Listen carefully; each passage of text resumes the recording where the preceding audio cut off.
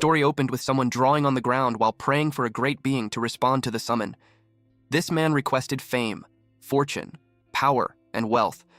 He was desperate since it was the only way he could cure his mother's illness, pay off their debts, and live a better life. He received 3 notifications on his phone. First is that his application for the consumer loan has been denied, and he has a current balance of $110,000, which was due in a day.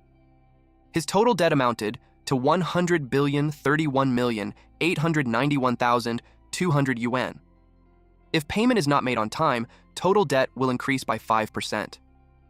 The last text message he received is from someone who was angrily looking for him. This man begged the great being to have mercy on him and care for him. He was willing to offer his humble soul and body to become his servant. He prayed to him to make him his star. Suddenly, lightning struck. It made the man fall on his back. He eventually gained his consciousness. His head hurts. He was also confused because he knew that the last thing he was doing was working on a project at the office. He hurried since he still has unfinished work. But he was surprised when he saw his reflection in a puddle. He was confused if that was really him.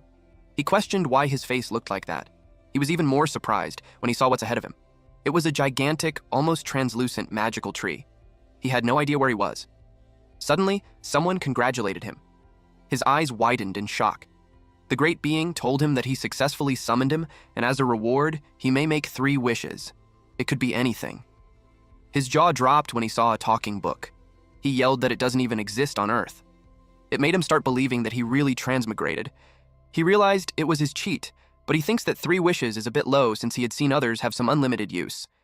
He stated his first cheat, to be granted 10 more wishes. The book was amused. It suddenly emitted dark energy around it while stating that it thought that there was a problem with the contract, but it realized that it wasn't the case. The man looked terrified upon seeing this creature towering over him. The great being showed his true form, a gigantic monster-like creature that looked terrifying. He realized that there was a new soul in the man's body. The man turned pale and asked him what he was and what he meant. The great being replied that he's not worthy of knowing who he was. He only needs to know that the original owner of the body used his soul and body to make a wish to him. He explained that he took the soul, but the body should belong to him, and yet this new soul occupied it, which led him to think that the soul in the body should be owned by him too. He wasn't happy about how he was transported. What's worse is that what he thought was a cheat to help him was something that would possess him instead. He knew he had to run right away. But the great being had something to tell him, that once a contract was formed, even the slightest intent to break it will bring excruciating torment as punishment. He screamed loudly in agony as fire engulfs his body. The great being was disappointed to see that it was just a weak soul after all. He wanted it to just die already. But our MC spoke about the content of the contract. He stated that if the breach of contract is caused by force majeure, then Party B is exempt from liability, and if he can't fulfill the contract because of his interference, it will be the great being's responsibility. Therefore, he knew he couldn't be killed because of breach of contract. The great being was dumbfounded that a mere mortal wanted to talk about rules with him. The man knew that he was a powerful being, and he could have easily taken his life, but he didn't, which led him to think that the man was testing him. He concludes that he was testing him for a suitable candidate. He asked him if he qualifies to sign a new contract with him. It made the great being laugh out loud. He finds the man very interesting. He was the first one who dared to negotiate with him. Since the boy piqued his interest, he offered him the contract. He had decided that if he could grant him 1 wish in exchange, he would give him a new life. And the great being's wish was 999 more wishes. Then he pressured the man by saying that he doesn't have much time to think. The man muttered that he's so shameless or copying his wish. The great being reminded him that he has 1 minute before he loses consciousness and dies. Then he asked him if he had made up his mind. Of course, the man had no other choice. He signed the soul contract wherein it stated that the contractor pledges with their soul that in that life they shall devote loyalty to the contract holder and must fulfill 999 conditions set by the contract holder. The contract holder may grant rewards when conditions are met. This was signed by the contractor, Zhou Chen. Later that night, Chen found his home. His clothes were all tattered like a homeless person, so he hoped that no one saw him like that. He couldn't believe that bastard boss dumped him there like that. He was told earlier that the boss would find him when he needs him, but in the meantime, he can do whatever he wants. He expected to be working like a mule, but he had no choice but to obey the boss. And there was no point complaining now. He decided to take it 1 step at a time. He unlocked the door, and when he looked inside, it was dark. He looked around and saw that no one was home, so it made him think that the family situation was even worse than he thought. To his surprise, there was a blood loan collateral from Zumel all at once. It made him curious about what's going on with that family. Suddenly, someone yelled, "Hey, you brat!" Then he was hit on the head with a pipe. The man asked him where he had been all this time. He was angry that the brat ignored all his calls. The man had 2 lackeys with him. He was furious that the brat complained about being sick of living. The man on his left tried to remind him not to beat the guy to death, while the other one on his left told him that it was fine since the kid's tough as nails. Chen asked them who they are. The man beat him up while asking him if he had already forgotten the loan from last week. Then he asked why the woman hadn't shown up to sell blood to pay his debt. He wondered if she died somewhere. Then he commented that the brat's mom was a moron for willingly risking her life to take out high-interest loans for trash like him. He drilled into him that trash will always be trash. He pointed out how someone born as trash, a talentless trash, kept dreaming about turning things around, and all that debt just got him barely to the lowest profit rank. He stated that the brat and the old hag were not even worthy to carry his shoes. There was a time when he was asked if he wanted to give up being a prophet. He replied to his mother yes, because he doesn't want her to suffer anymore. He shared that he had a nightmare last night that his mom had to do handwork every day until she collapsed from exhaustion and never got up again. He doesn't want her mom to end up like that.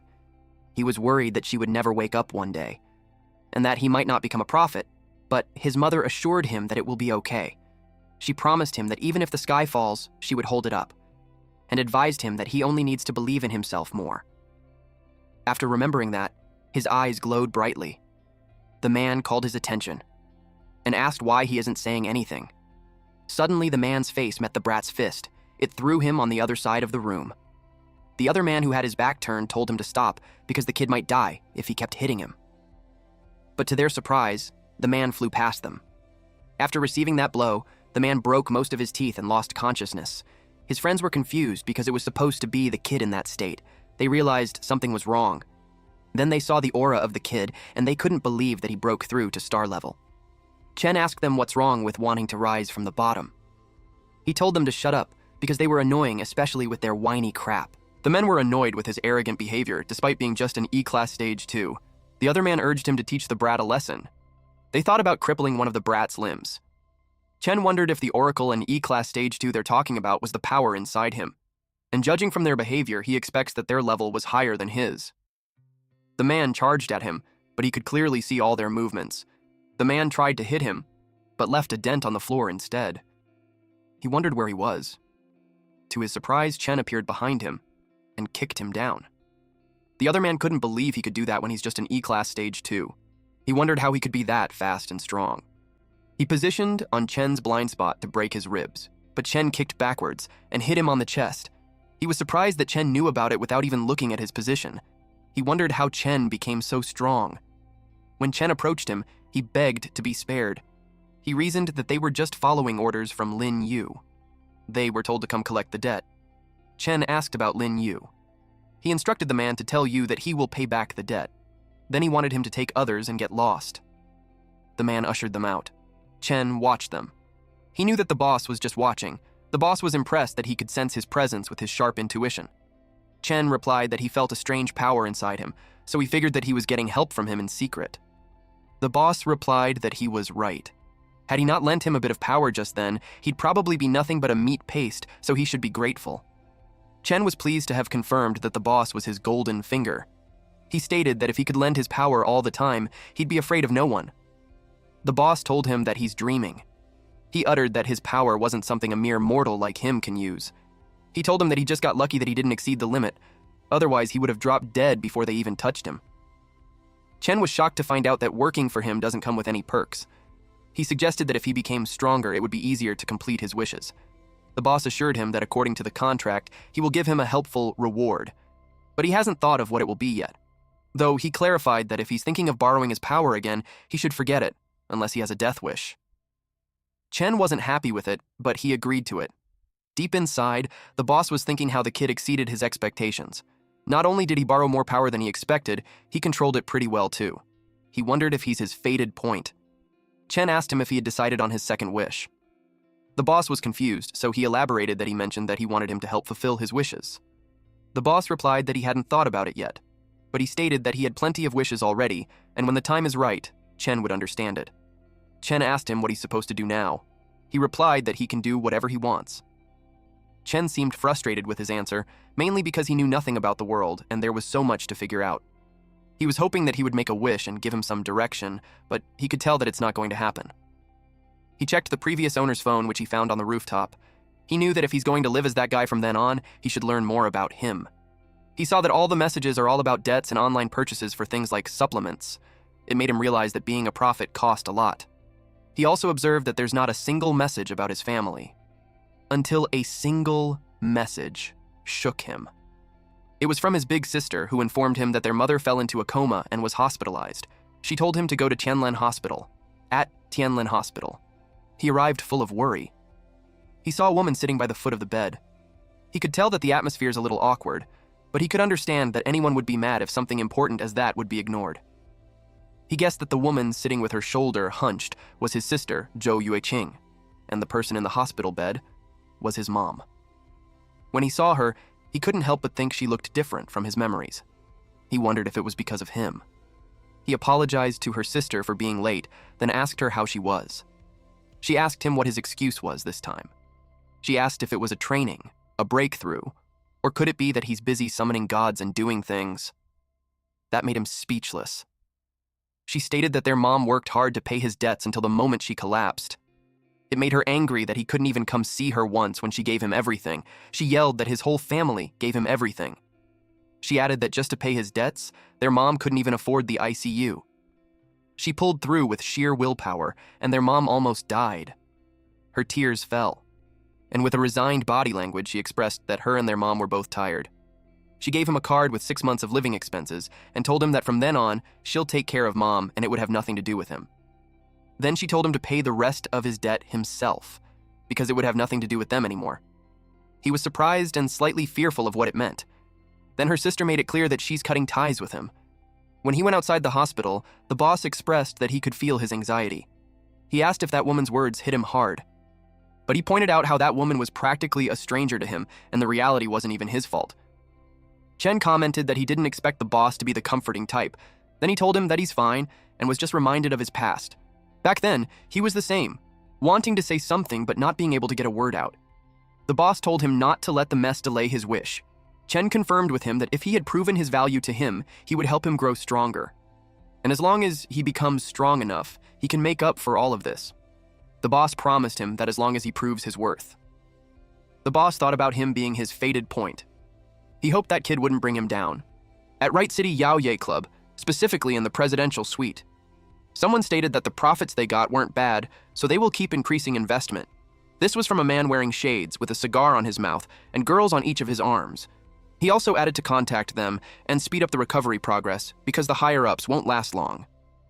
His subordinate understood it and had one more thing to report. According to their investigation, someone from Area A's organization had trouble collecting rent and 3 people were injured by a student. The boss remembers that there's still time before debt collection starts over there. He assumed that those bastards were trying to pocket some extra cash. He complained that it's because of that self-serving trash that fewer and fewer people were coming to him for loans. He told his man to handle it according to rules. His subordinate agreed to punish them, but also stated that it was a special case, because among them were level 3 and level 2 apprentice class thieves. According to the report, the one who hurt them was just a student who just broke through apprentice level 2. The boss asked who it was, and he was given a document. It contained Chen's profile. He couldn't believe that a mere level 2 kid beat both level 3 and level 2. Even the weakest level 3 can handle 10 level 2 5s. He knew that the gap in levels can't be bridged by skill alone. He estimated that the kid's true strength might also be level 3. He finds him interesting for trying to hide his strength. He told his men to keep an eye on him since he doesn't want to waste a talent like that. The next day, Chen was jogging around the neighborhood when an old man noticed him. The old man was impressed that he had been up early these days. Chen greeted him back. Then the old man told him that he just got a few batches of A-grade beginner Starlight supplements, only for 400 per bottle. He asked if he wanted some. Chen refused, since he still had some, but he promised him that he would come to him once he ran out. The old man promised him a discount when he did. The old man noticed how he seemed more cheerful than before. He wondered if he got a girlfriend. After Chen left the hospital, he spent a few days getting used to the body and researching.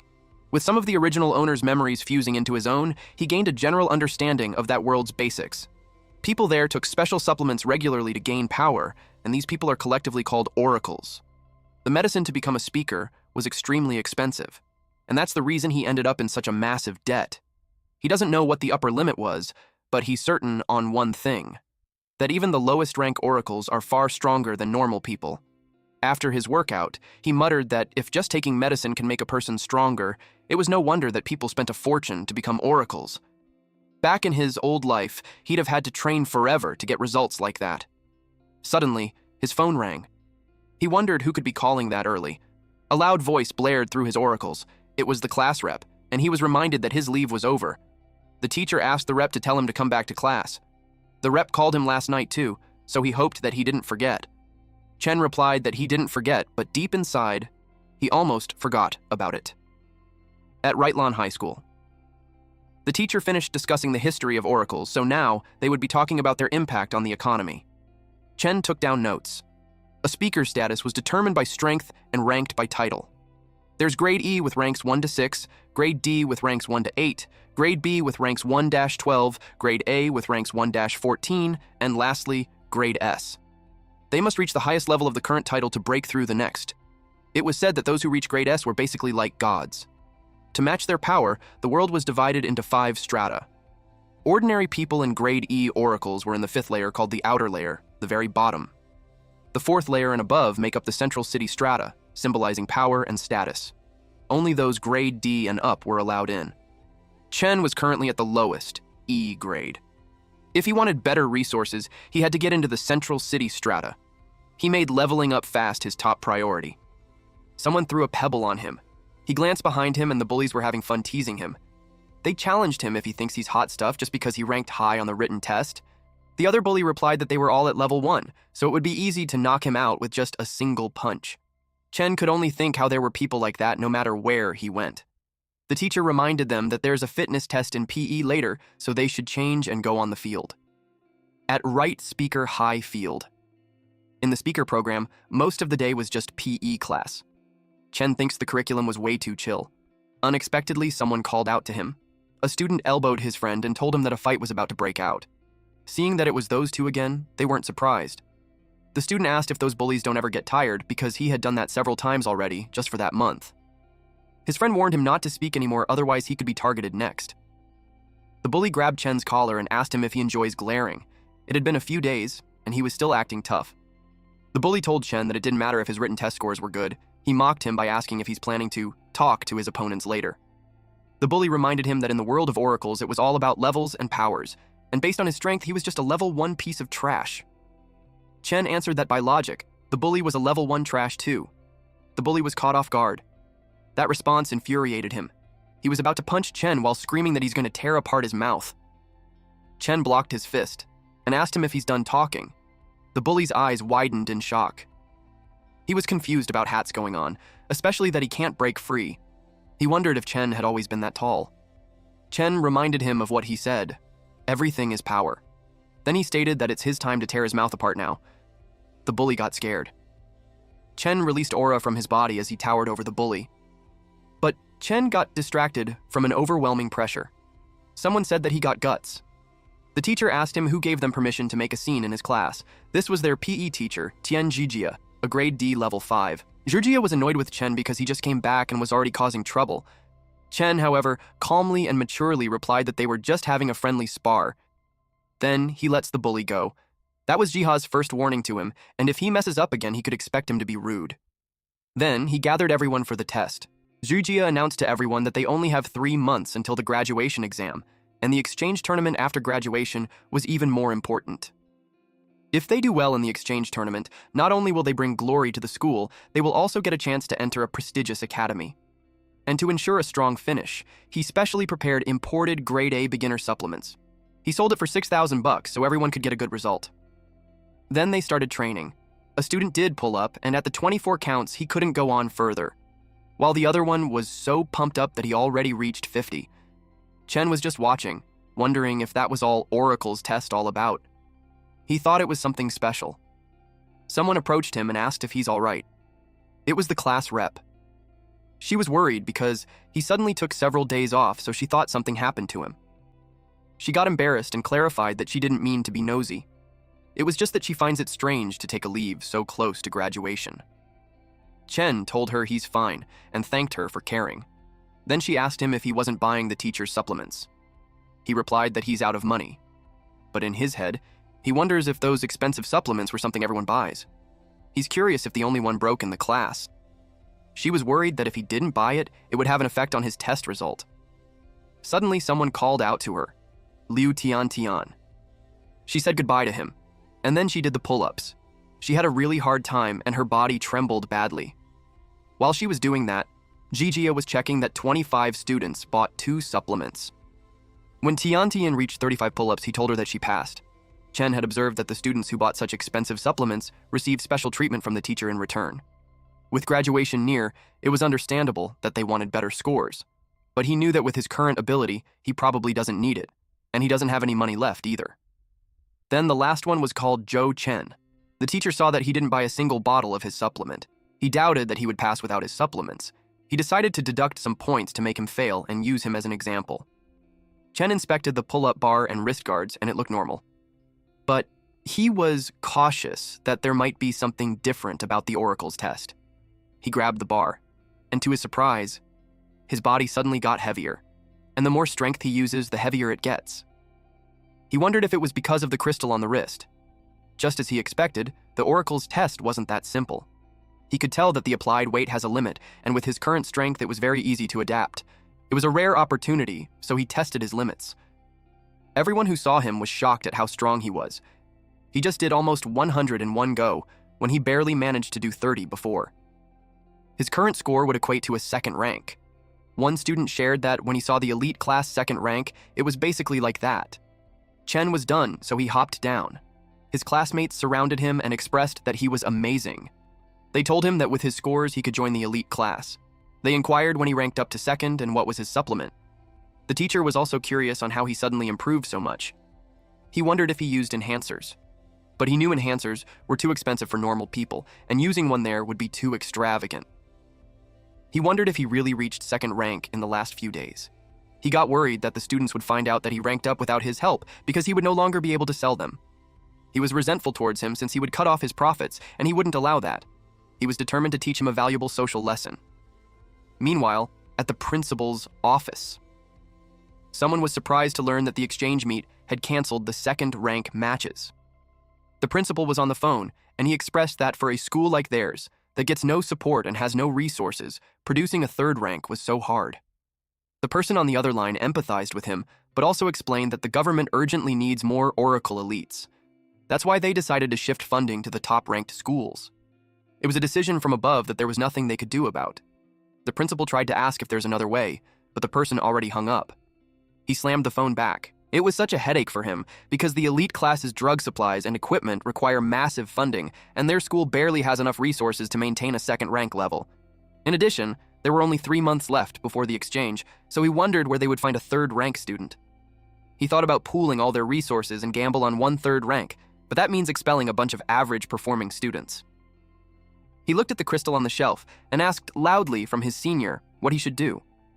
He was worried that the right Oracle Academy was going to fall during his term. Suddenly, someone knocked on his door. It was Jijia. He invited him in. Jijia handed the results of the test to him. Jijia even expressed that the performance was excellent, and he believed that the class will produce outstanding oracles. When he saw the results, he questioned in his head why Jijia already called that excellent when it was only 1st rank. Those useless trash can't be sent to the field. Then Jijia mentioned that there's one exemption that he thinks wasn't fit to be an oracle. He asked who. Jijia replied that it was Chen. So Chen was called to the principal's office. The great being asked him what he did for the principal to call him. He replied that he had no idea. Our MC had heard that the principal's personality was strict, so he knew he wasn't called just for chit-chat. He just hoped that it wasn't that bad. When he touched the door, a small kindle of flame appeared. He was surprised to see it, but it looks like the boss was expecting it.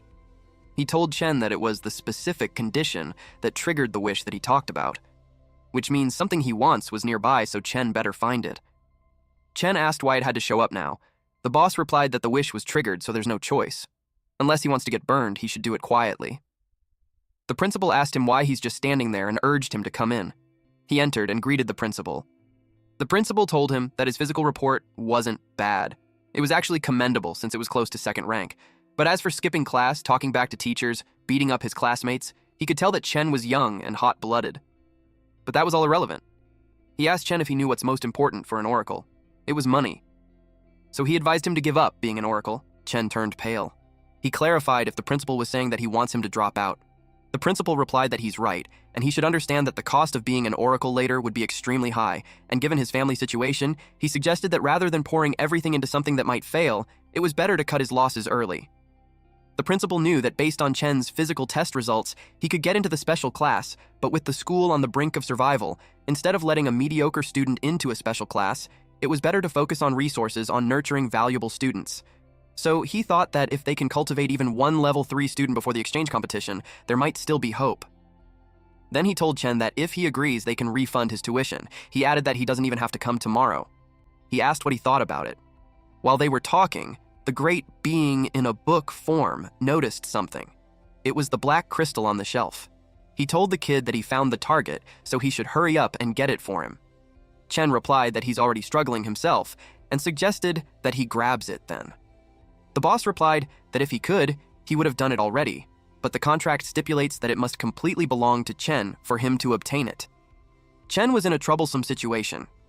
He had to go to the middle city to repay the debt, but going there requires D-level and also an Oracle graduation certificate. And that school was the only Oracle high school in the city. For the graduation certificate and the crystal, he shouldn't be expelled. He took a deep breath to calm himself down. He knew it wasn't a dead end yet. As far as he remembers, since the founding of Light Yuzhui, students have only reached E2 level at most. That means to the school, a student above level 2 is without a doubt extremely valuable. So, if he's already at E2 level, he knew he could level up right away. He remembered that the boss said before that there was a reward that could help with his wish. He told the boss that if he hadn't decided yet, he could choose it himself instead. The boss replied yes. The boss had sensed what he wanted. The reward that he requested was borrowed power. The boss refused him because his body can't handle any more of his power. Chen just got lucky that he didn't explode before. Chen replied that he cannot afford to be expelled there, because if he gets expelled, it would be a long time for another chance to reach the middle city, and the boss's wish might not come true either. He told the boss to trust him. The boss was left speechless. Then he told him that whatever happens, it's not his problem. The contract appeared stating that the contractor grants the contractee the reward, which means the contractee can borrow from the contractor anytime, anywhere, and all consequences were borne by the contractee. Contractee accepted that. Given that he was just standing there, it prompted the principal to ask if he still needed something. He requested that the principal test his score again and then decide whether he gets to stay or leave. The principal accepted it and offered his hand. Through that handshake, the principal evaluated that he's level 2, higher than what the report suggested, but it was still far from enough. Meanwhile, Chen was thinking that he only had one chance, and he's uncertain on how far he could go. So he wanted to get as much power as possible. The aura around his hand brightened. The principal was surprised. The aura became overwhelming. Even the boss didn't expect that the kid's outburst would be much stronger than what he had given him. The principal was taken aback and curious on how his level suddenly soared. In an instant, he became a full level 4. Chen asked him what he thinks now. The principal realized that heaven never seals all paths. He requested Chen to represent their school in the district exchange competition. Chen was dumbfounded. They sat down for a chat. Basically, the principal wanted him to join the district exchange competition level 4 group to show results to the Ministry of Education. The principal explained that competing in the level group was the highest honor for all the Yuzhui high schools. Their school has been ranked at the bottom for years, and if they don't show some results soon, the ministry will cut funding, so they wanted to focus teacher resources on promising students, and that is why they misunderstood him. He hoped that he wasn't upset. Chen replied that he understands. The principal was happy to hear that. And to show their apologies, Chen's tuition fees will be waived. After transferring to the special class, his weekly supply of beginner star energy supplements will increase from 3 to 6. He asked Chen what he thinks of that, and if there's anything else that he needs, the school will try to meet them. He told Chen that as an outstanding student, he will be welcomed anywhere, but he still sincerely hoped he considers representing their school in the exchange competition. And not to exaggerate, but he told him that his decision would determine the survival of the school. Since the principal was offering that much, he realized that it must be important to him. Chen asked what he would do if he wanted the black crystal on the cabinet. The principal explained that it was crafted from a special star crystal the former principal brought back from the Middle City. It doesn't have much use, but it symbolizes the school's spirit. But he knew that if the school was gone, the spirit would mean nothing. So if Chen could save the school, giving it to him was completely justified. Chen assured him that he will do his best in the exchange competition. With that, the deal was settled. However, the principal was curious on how his level rose so much so quickly. He replied that he was training to hide his power. He shared that it was sort of a special training technique, and he was still practicing it, so he hoped that the principal could keep his level a secret. The principal understood.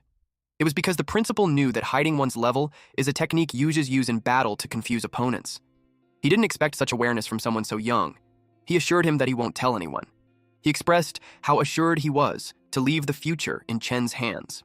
Then a woman came in. He instructed her to take Chen to the special class at once and handle the supplements as he requested. She ushered Chen and explained that the entire second floor is for the special class. Next thing they would do is to register. Chen thanked the teacher. She was curious about his relationship with the principal because she had never seen him so happy. Chen simply replied that they just got along. Meanwhile, someone was running at full speed towards Chen. The man grabbed Che's arms and told him that he really tried his best to plead with the principal, but in the end, he couldn't change his mind. He argues that even if his grades were average, he still has the right to learn. He hoped that after Chen dropped out, he would keep working hard and not give up. The teacher asked him what he's talking about. She clarified that he's transferring to the special class tomorrow, and he was just about to take him to register. Then she told Jijia that the principal wanted to see him. She also shared that the principal was very angry. He knew he was screwed. Nighttime came. Chen was back in his room. He laid on the bed thinking that he had to go from level 2 to 4 in 3 months, and he had no idea how to do that. Even rich prodigies take tons of money and time to level up just once. A poor guy like him leveling up twice in 3 months seemed impossible. He asked the boss if there was a way he could level up all at once by himself. The boss asked him how there could be. And if he wanted his help again, he had to fulfill his wish first. He told him to blame himself for picking such a reward. Our boy replied that he had no choice because it was the only method he could think of at that time. The boss emphasized that he warned him already that he won't be able to use his power for long before it drains him away. Chen knew that. He's not dumb enough to rely on borrowed power to win the tournament, and he achieved great results. He wasn't expelled, and he can freeload supplements. It was better than where he first started. Then leveling up can come slowly. But his focus for now is the debt due in 5 days. He had to figure out how to make some money. At the school. Chen appeared to be disgusted. He also had no idea what was going on. It looked like an abandoned factory. Then someone approached him. The man waved at him and told him to come there. He noticed that Chen wasn't around during roll call, so he figured that he might have gotten lost. He was in charge of the whole class, and it was difficult to manage everything, so he apologized for the oversight. He introduced himself as Mr. Zhang, the elite class homeroom teacher. Chen expected the teacher of the elite class to be super strict, but he was surprisingly easygoing. He was curious if there were no other teachers in elite classes. He replied yes. They had 3 academic teachers, but he's the only one who handles training. He stated that student numbers were dropping, and students good enough to join the elite class were even fewer, so they haven't hired new instructors. He added that they usually use the innermost area for classes and training, and the outside has been idle for years and just fell apart. Chen realized that the school was in bad shape, so no wonder the principal was anxious. Mr. Zhang assured him of everything by saying that a skinny camel was still bigger than a horse. He had faith that the place wouldn't close down. They entered the training room. Mr. Zhang told him that they were currently having a free training session. He took him to meet the class. Chen now understood why they were called elite class and were leagues above the training yard. It was basically a high-end gym and the students seemed motivated. But he could sense that the atmosphere was a bit tense. Mr. Zhang gathered everyone to introduce their new classmate. He introduced Chen to them, and though he was a bit late, it was fine since the elite class always values strength above all, so he trusts that Chen must have some real skills to get in. He hoped that they all get along and do well in the upcoming exchange competition. One student from the back expressed that he doubted that it was because of skills. He was insinuating that he got through the back door. He added that he could just bring the whole elite class down. Mr. Zhang told this guy named Ma Wenhao to watch his words. He emphasized that Chen entered through proper procedures, so he better stop spreading rumors. Wenhao replied that whether it was a rumor or not, they will find out soon enough. He formally challenged Chen. The crowd was shocked because it has been ages since they had that. Unlike friendly sparring, a formal challenge was fought with full dignity on the line. They say that the loser has to serve the winner without complaint. And Wenhao's the strongest among them. They couldn't believe that he's bullying a newbie. A blonde guy nearby asked a pink-haired girl what the commotion was all about. The pink-haired girl replied that the transfer student was about to fight Ma Wenhao. He didn't know about the transfer student. Mr. Zhang replied that a formal challenge does not count unless the other side accepts. But to his surprise, Cheng accepted. He stated that if it was a friendly challenge and not life-threatening, then he'll accept the challenge. In his head, it was a good chance to test how he compares with the others and a perfect preparation for the exchange competition. The principal had heard about it. It was reported to him via phone call that Chen was going to fight someone. It was Mr. Zhang who reported. He explained that Wenhao issued a formal challenge and Chen accepted it. He was in panic, especially when neither of them would back down and the other students were crowding around cheering. It was getting out of hand. They urged Wenhao to show the newbie who's the boss. The principal thought about it, and since Chen was supposed to be practicing hidden-level training, it was a good chance to test his strength. So, he told Zhang to set up the arena as he approves the challenge. Mr. Zhang officiated the match, and since it was Chen's first time in that kind of match, he went over the rules briefly. The rules for a formal challenge are the same as the exchange competition, which means that the arena is for 2 people only and no help from spectators were allowed. Anyone who interferes will be expelled, and both must be of the same level and no cross-level challenges. Wenhao noted that Chen was rank 2. Mr. Zhang emphasized that it was just a friendly spar, and there shouldn't be any attacks on vulnerable parts of the body, and no killing moves were allowed, or private revenge afterward. A hit on the face or voluntary surrender equals defeat. And they began. Wenhao charges in. His plan was to strike fast and catch him off guard. He wanted to win in one move. Chen expected him to charge right in. He blocked his arm, which surprised Wenhao. He couldn't believe that he reacted that fast. He kept punching, but Chen skillfully evaded it. He was bothered that Chen evaded like a rat, so he planned on finding a way to restrict his movement. He moved at the speed of light. Chen was caught off guard and had been hit on his forearm. Wenhao's hook and wind kick can shift mid-strike, so even if Chen blocked it, the impact will still knock him down. While Chen was on the ground, he attacked again. Chen glared at him. Then he released his aura and counterattacked with a fast and powerful kick. Wenhao was taken aback that he could use combat techniques too. He willed himself to stay calm, and as long as he didn't get hit in the face, he knew he wouldn't lose. He thought he still had a chance, but Chen's fist gently hit his nose. Chen told him that a hit on the face counts. He was speechless. Mr. Zhang declared Chen the winner. Wenhao couldn't believe that he lost. Even the other students thought the same, but they realized that the new guy was way too strong. In Chen's head, the match ended way quicker, but he got a feel of it. He asked Wenhao if he no longer has complaints. Mr. Zhang was overwhelmed too. Wenhao received professional training, but he didn't expect him to get crushed that badly from Chen, who has no formal training but his physical ability, and on the spot, reflexes were excellent.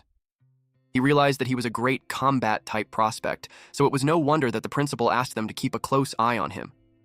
Unexpectedly, the principal showed up. He called Chen for a moment since he had something to say to him. The pink-haired girl asked the blonde guy if he saw that. She couldn't believe that the newbie was pretty strong. The blonde guy stated that someone that strong has to become one of their underlings. The principal asked him how he was being in the elite class. He replied that it was pretty good, and his classmates were a bit too enthusiastic. The principal let out a small laugh and replied that powerful oracles always get more attention, so he'll get used to it. He told him that from then on he should focus on training, and if he needs anything, the school will help however they can. Since Chen could tell that the principal trusts him already, he now thinks it's time to ask about making money. So he asked the principal if students had a way to make money quickly. The principal told him that at his age, he shouldn't worry about that, and he should focus on his training. Instead, then he'll have chances to make big money in the future. And if his family was in trouble, the school would cover some expenses. He replied that he was just casually asking, but deep inside he knew he had to think of something else instead. Back at the training room. He was training lightly while thinking that taking out student loans gets heavily punished there, so he better be careful not to get caught. He kept thinking about how he could make money when someone approached him. It was the blonde guy. He wrapped his shoulder around Chen and told him that the match was awesome, and he even got to talk to the principal directly. It made him question who he truly was. Chen asked him the same question. Someone called the blonde guy Shen Jirui and told him that he was being rude. It was the pink-haired girl. She apologized for his behavior and clarified that he doesn't mean anything bad. She introduced herself as Su Xiaoxia, then she introduced Jirui. She told him that they are technically his seniors, so if he has questions, he could ask them. Jirui concluded that they were a 3-person team now, and as the leader, he will take good care of him. Deep inside, Chen was thinking that they're weird. Jirui asked him where he learned the move that he used earlier. Chen had no idea what he's talking about. The blonde boy was surprised that he didn't know what a combat technique was. What's more surprising is that the move that he used was just based on reflexes. He commented that it was brutal and Wen Hao would go nuts when he found out. He had been showing off that technique everywhere since he learned it, but turns out he was a poser. Xiaoxia volunteered to explain. She informed him that combat techniques were powerful special moves and prophets can learn them via scrolls or memory stones.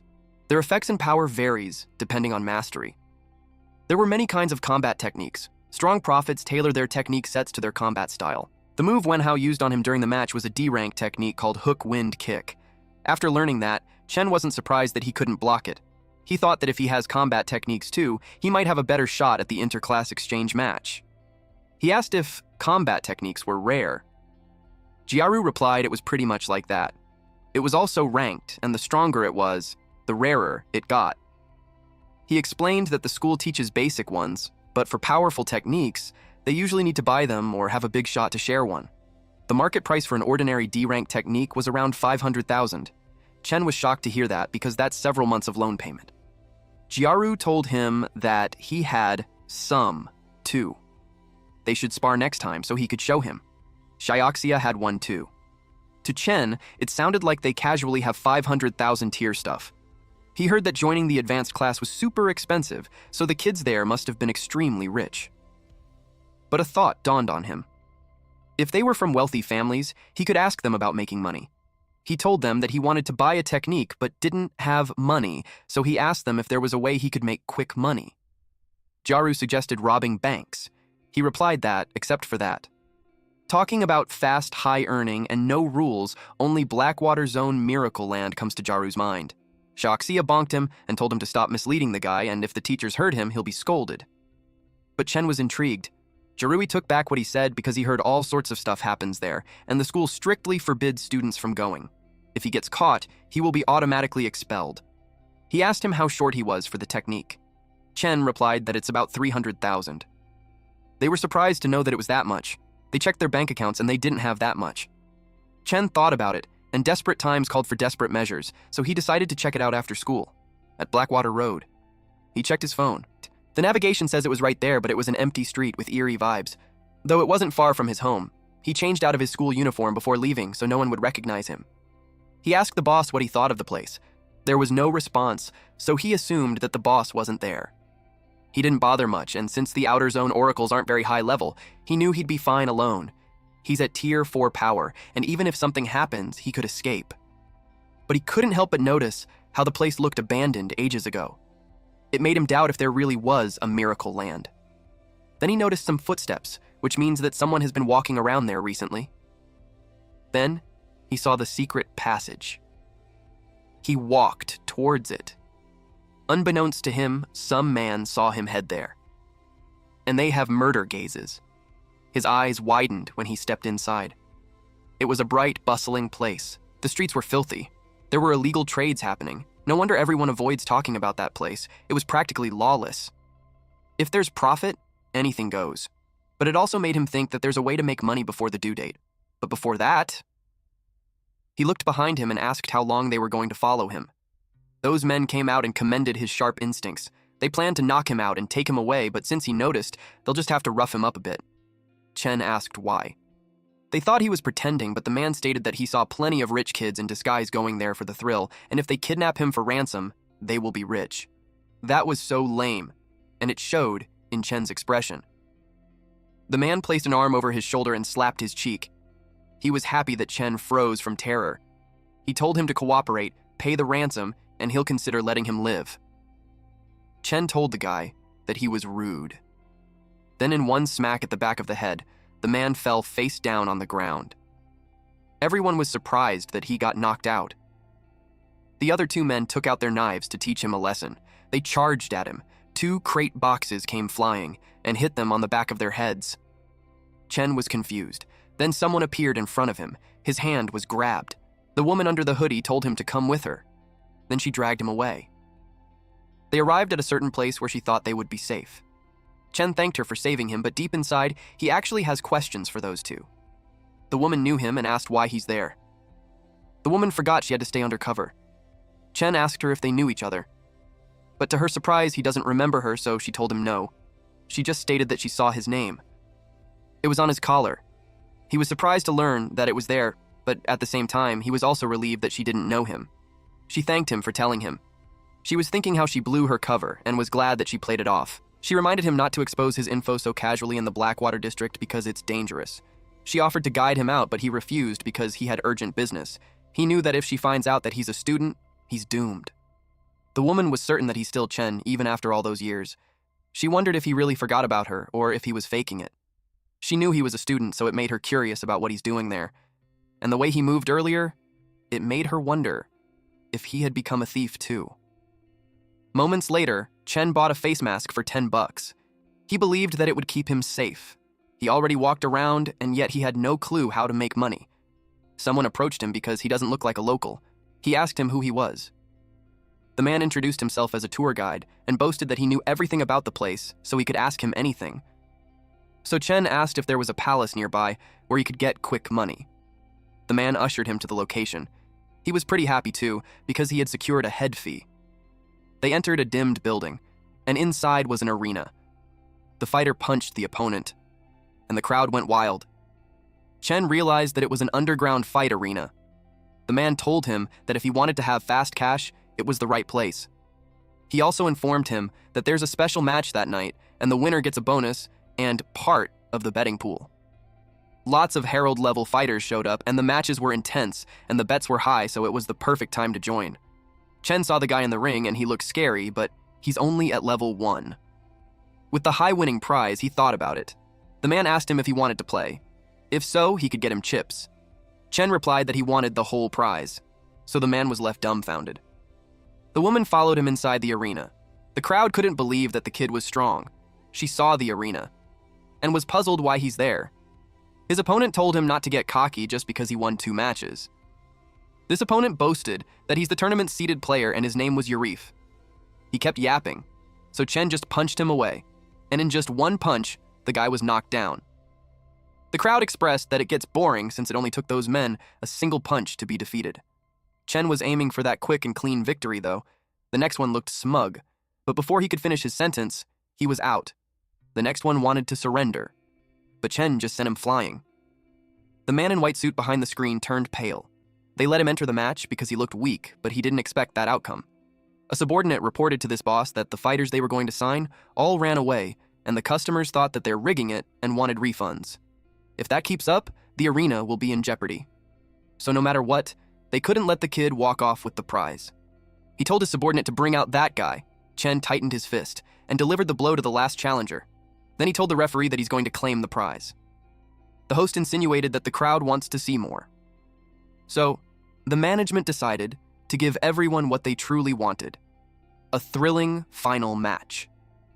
Chen realized that they never intended to give him the money fairly. The final fighter was welcomed. Chen was surprised to see him. The man was restrained, and he was introduced as a mutant called Niflin. They brought out the monster that was restrained in a metallic plate, and they removed the restraints that kept it upright. The monster was laying flat on the ground, and they closed the arena again. Chen was confused on what's going on.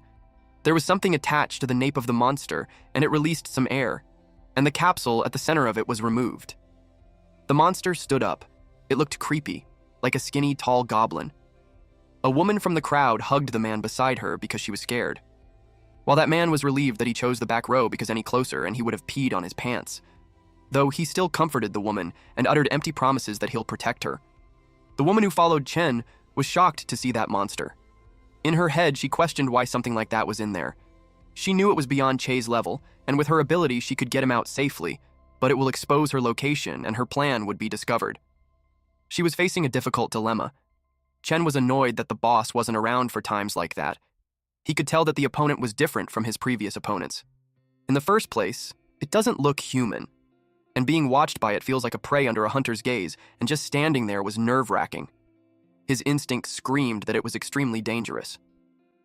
The monster's middle finger changed into a blade. It attacked him. It was fast that it had grazed him. Had he not dodged on reflex, he'd already be dead. It made him certain that it really wanted to kill him. So he knew he couldn't hold back. When it charged, he grabbed its arms and kept it away from his body. Still, he was being pushed back. He realized how strong and dangerous it was, so he needed to end the match quickly. He used borrowed power, so from E-2, he reached E-4 level. Because of that, he was able to push the monster backwards. He clasped his hands and raised it in the air, and hit the monster on the head. He checked if he was able to take it down. But to his surprise, the monster rose and attacked him. It scratched his shoulder. He couldn't believe that his strongest attack had no effect on it at all. Its skin is thick, and its claws were sharp so close, combat puts him at a disadvantage. He needed a weapon. The monster charged at him again. He broke the pointy finger to use that as his weapon. He gripped it tightly and slashed the monster using it. It was a scratch on the side of the neck. He was disappointed that it was too shallow, but he's glad to know that it feels pain. Chen also acknowledged that its strength doesn't match his, even after he increased level. If he could get close to it one more time, he knew he could finish it. Unexpectedly, the monster emitted smoke. He wondered if it was poisonous gas, but then he realized it was just regular mist. But to his surprise, he was scratched on the side of his torso out of the blue. He swung his weapon around, but no one was there. Then he got scratched on his back. But he couldn't see anything. The monster used the mist to wear him down. He knew it was scared that he'd find its weakness, so it's not making any big moves. And even if he survives the attack once, if the leverage time was up, he's still done for. That is why he couldn't let the match drag any longer. Our MC was determined to locate it. He willed himself to stay calm and focus on his senses. His eyes glowed brightly as he focused. He could see a faint green mist. That kept moving. Eventually, he found his target. And when it attacked him, he grabbed it. The monster was surprised. Chen cut off its arm. The monster bled a lot. He found his chance, so he stabbed it. But unexpectedly, his heart pulsed, and it gave him excruciating pain. He wondered if it was because he reached his limit. The monster saw the chance to swat away his weapon. Then it released its long tongue and hit him on the torso. Chen refused to give up, so he used the borrowed power again. He grabbed the tongue that had stuck on his torso and pulled the monster towards him. Then he opened his mouth using both hands. He spread it real wide. He gave all his force. The monster was in pain, until Chen broke the monster in half completely. The boss of the arena asked about the situation, but his subordinate couldn't see anything from the screen. Eventually, the fog cleared. The boss asked if the kid was dead, but when the boss saw the arena, he turned pale. The woman who stalked Chen wondered how it was possible. The crowd went wild as they cheered for the kid. Chen stood there holding the broken monster. Then he threw the corpse on the ground and glared at the guards in the arena. It spooked them. The boss of the arena asked how it was possible. He couldn't believe that the kid actually won, especially when he spent a fortune to buy that monster from the city. The host announced to congratulate the contestant for becoming the champion of the tournament. He was told to follow the staff to claim his prize money. He was ushered backstage and was given the prize money. The briefcase contained a total of 510,000 gold. He was about to grab it, but they closed it shut. The boss of the arena told him to wait. He told Chen that he changed his mind. Then he offered him to become their contracted fighter and compete according to his arrangements, and only then could he keep the 510,000 G, or he could take 110,000 G and leave. Chen glared at him and asked him what he meant by it. The boss complained that all his contracted fighters ran away and he killed his main event fighter. And he paid a fortune for that monster. He claimed that Chen broke the agreement, so he has to compensate him for his losses. Chen told him that he didn't stipulate any conditions for extra matches, and when he went up the stage, the boss of the arena told him something. That there should be no questions about identity, and going on stage means he automatically signs the life and death agreement. Thus, killing the opponent or being killed on stage carries no responsibility. This means that whether or not to kill the opponent is entirely up to the fighter.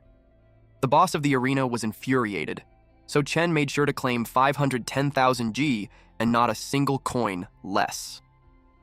The The boss of the arena pointed a gun at him while telling him that he can't just walk out of there. Chen grabbed his hand and squeezed it, breaking the gun. He asked him if he really thinks he can stop him. The man yelled loudly because it left his fingers broken. He ordered his men to kill him. Several men in black suits surrounded Chen and pointed their guns at him. Chen sighed. The crowd heard the gunshots. The woman heard that it came from where Chen went. It was followed by a man being thrown out the window. The crowd was shocked. They asked if a movie was being filmed because it was over the top, jumping down from that height. The woman could already tell what's going on. Chen hit the man and made him lose a tooth. He faced them while holding the briefcase. Several gunshots were fired at him. He grabbed the head of the man who fired. Then he pushed him outside. After that, Chen escaped and the men chased after him. They sent people to block the back streets and exits.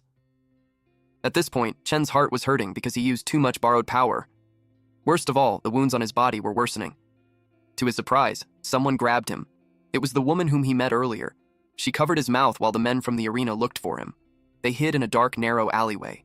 When the men left, she let him go and told him that it was safe now. Chen remembered her. She told him to save his strength. She shared that she knew a secret passage where he can get out safely. She led him there and instructed him to go straight and he'll be out safely. She advised him to leave before they surrounded the whole area. He looked back at her, but she urged him to leave quickly. Chen thanked her. Then he started running. She made a call and got scolded that she went to the Blackwater district again. The person on the other line called her Lin N. She told her that she has something for Grandpa. She reported that she found something unusual. A few hours later, Chen arrived at his room. As soon as he's inside, he fell to his knees. He was in excruciating pain. He's already pale and sweating heavily. Then he fainted. His stats showed that he's at rank E level 2, with the ability Borrowed Force 1, and he still has 999 remaining wishes with 0 rewards. He has 510,000 to pay off his debt, which brings down the total debt to 99,808,912. There was a memory of someone in a hospital bed. This mother told his son that the illness might improve in 2 or 3 years, but she lied. Her illness won't get better in 2 or 3 years.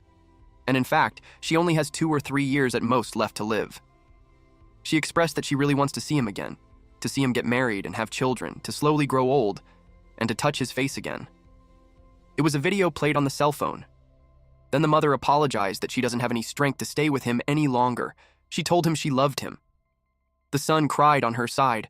The mother was already covered in blanket as the phrase, "especially loves you," echoes in the son's head. With that, Chen jerked his eyes open, tears streaming down his face. He was surprised, and when he looked out the window, the sun was already up. He recognized that it was Zhou Chen's home, and he was still alive. It was thanks to that dream that he was able to wake up, even though so much time had passed. The boss asked him if he's already awake. He asked the boss where he had been the past few days. The boss replied that he has a lot of things to deal with in other places too. But when he came back, he found him passed out in there. He told him that he was in bad shape for 2 whole days, and he thought he wouldn't make it. He asked him to explain. The boss knew that he went to a place where people fight each other while he was away, and he used too much borrowed power to defeat a monster, almost getting a backlash from it. The boss scolded him since he already told him not to use his power excessively, and he used it recklessly while he was gone. He could have died. Chen reasoned that it wasn't reckless because it was out of necessity. He told him not to get too worked up. The boss asked him if he thinks that he could bring him back if he dies. It was impossible, because reviving him had already used up most of his power, and if he dies again, he won't be able to save him. He nagged at him that since he already experienced life and death, he should value the chance more. Chen was surprised that he'd say something like that, but he agreed with him that he should treasure the hard-won chance. The boss was glad that he understood. Then he mentioned that the half-human creatures that Chen mentioned doesn't sound like something from their world. Chen didn't bother about it because he's never going back to that hellish place again. He thought about the girl he met there but decided to forget about it because there was no one thinking about it. He decided to just focus on leveling up, and then he remembered the money. He opened the briefcase and was relieved to find the money still there. The boss asked him if that was the reason why he went to the arena. He explained that with that 510,000, he doesn't have to worry about paying his debt until the exchange meeting was over. That way, he can focus entirely on leveling up. And then, before he heads to school, he has to treat the wound on his abdomen. The small injuries healed on its own, but the one in the abdomen didn't. He needs to go to the hospital, then there's school training, and before all that, he had to go to the bank to deposit the money. He complained how busy he was in the hospital. The doctor told him that it was nothing serious. Although it's a penetrating wound, it was healing well. He was told to keep it clean and not get hurt again. The doctor told him that healing that fast wasn't something normal people could do. So, the doctor asked if he was a prophet, and he replied yes. Then the doctor informed him that prophets get injured often and their hospital has a promotion. If he gets a card, he could enjoy discounts later. Chen refused it and expressed that he wanted the regular medicine. The doctor gave him a special anti-inflammatory. Chen was relieved that the monster's tongue wasn't poisonous. He felt relaxed, but his eyes itched. The doctor gave him the medicine and told him to just pay it outside. He saw that there's light in the bottle, so he asked about it, but the doctor told him that he doesn't see any lights and it was just a regular anti-inflammatory for prophets. He got confused because he could clearly see it, and it didn't seem like an illusion. He wondered if he's the only one who can see it. The doctor thinks he might be hallucinating from stress.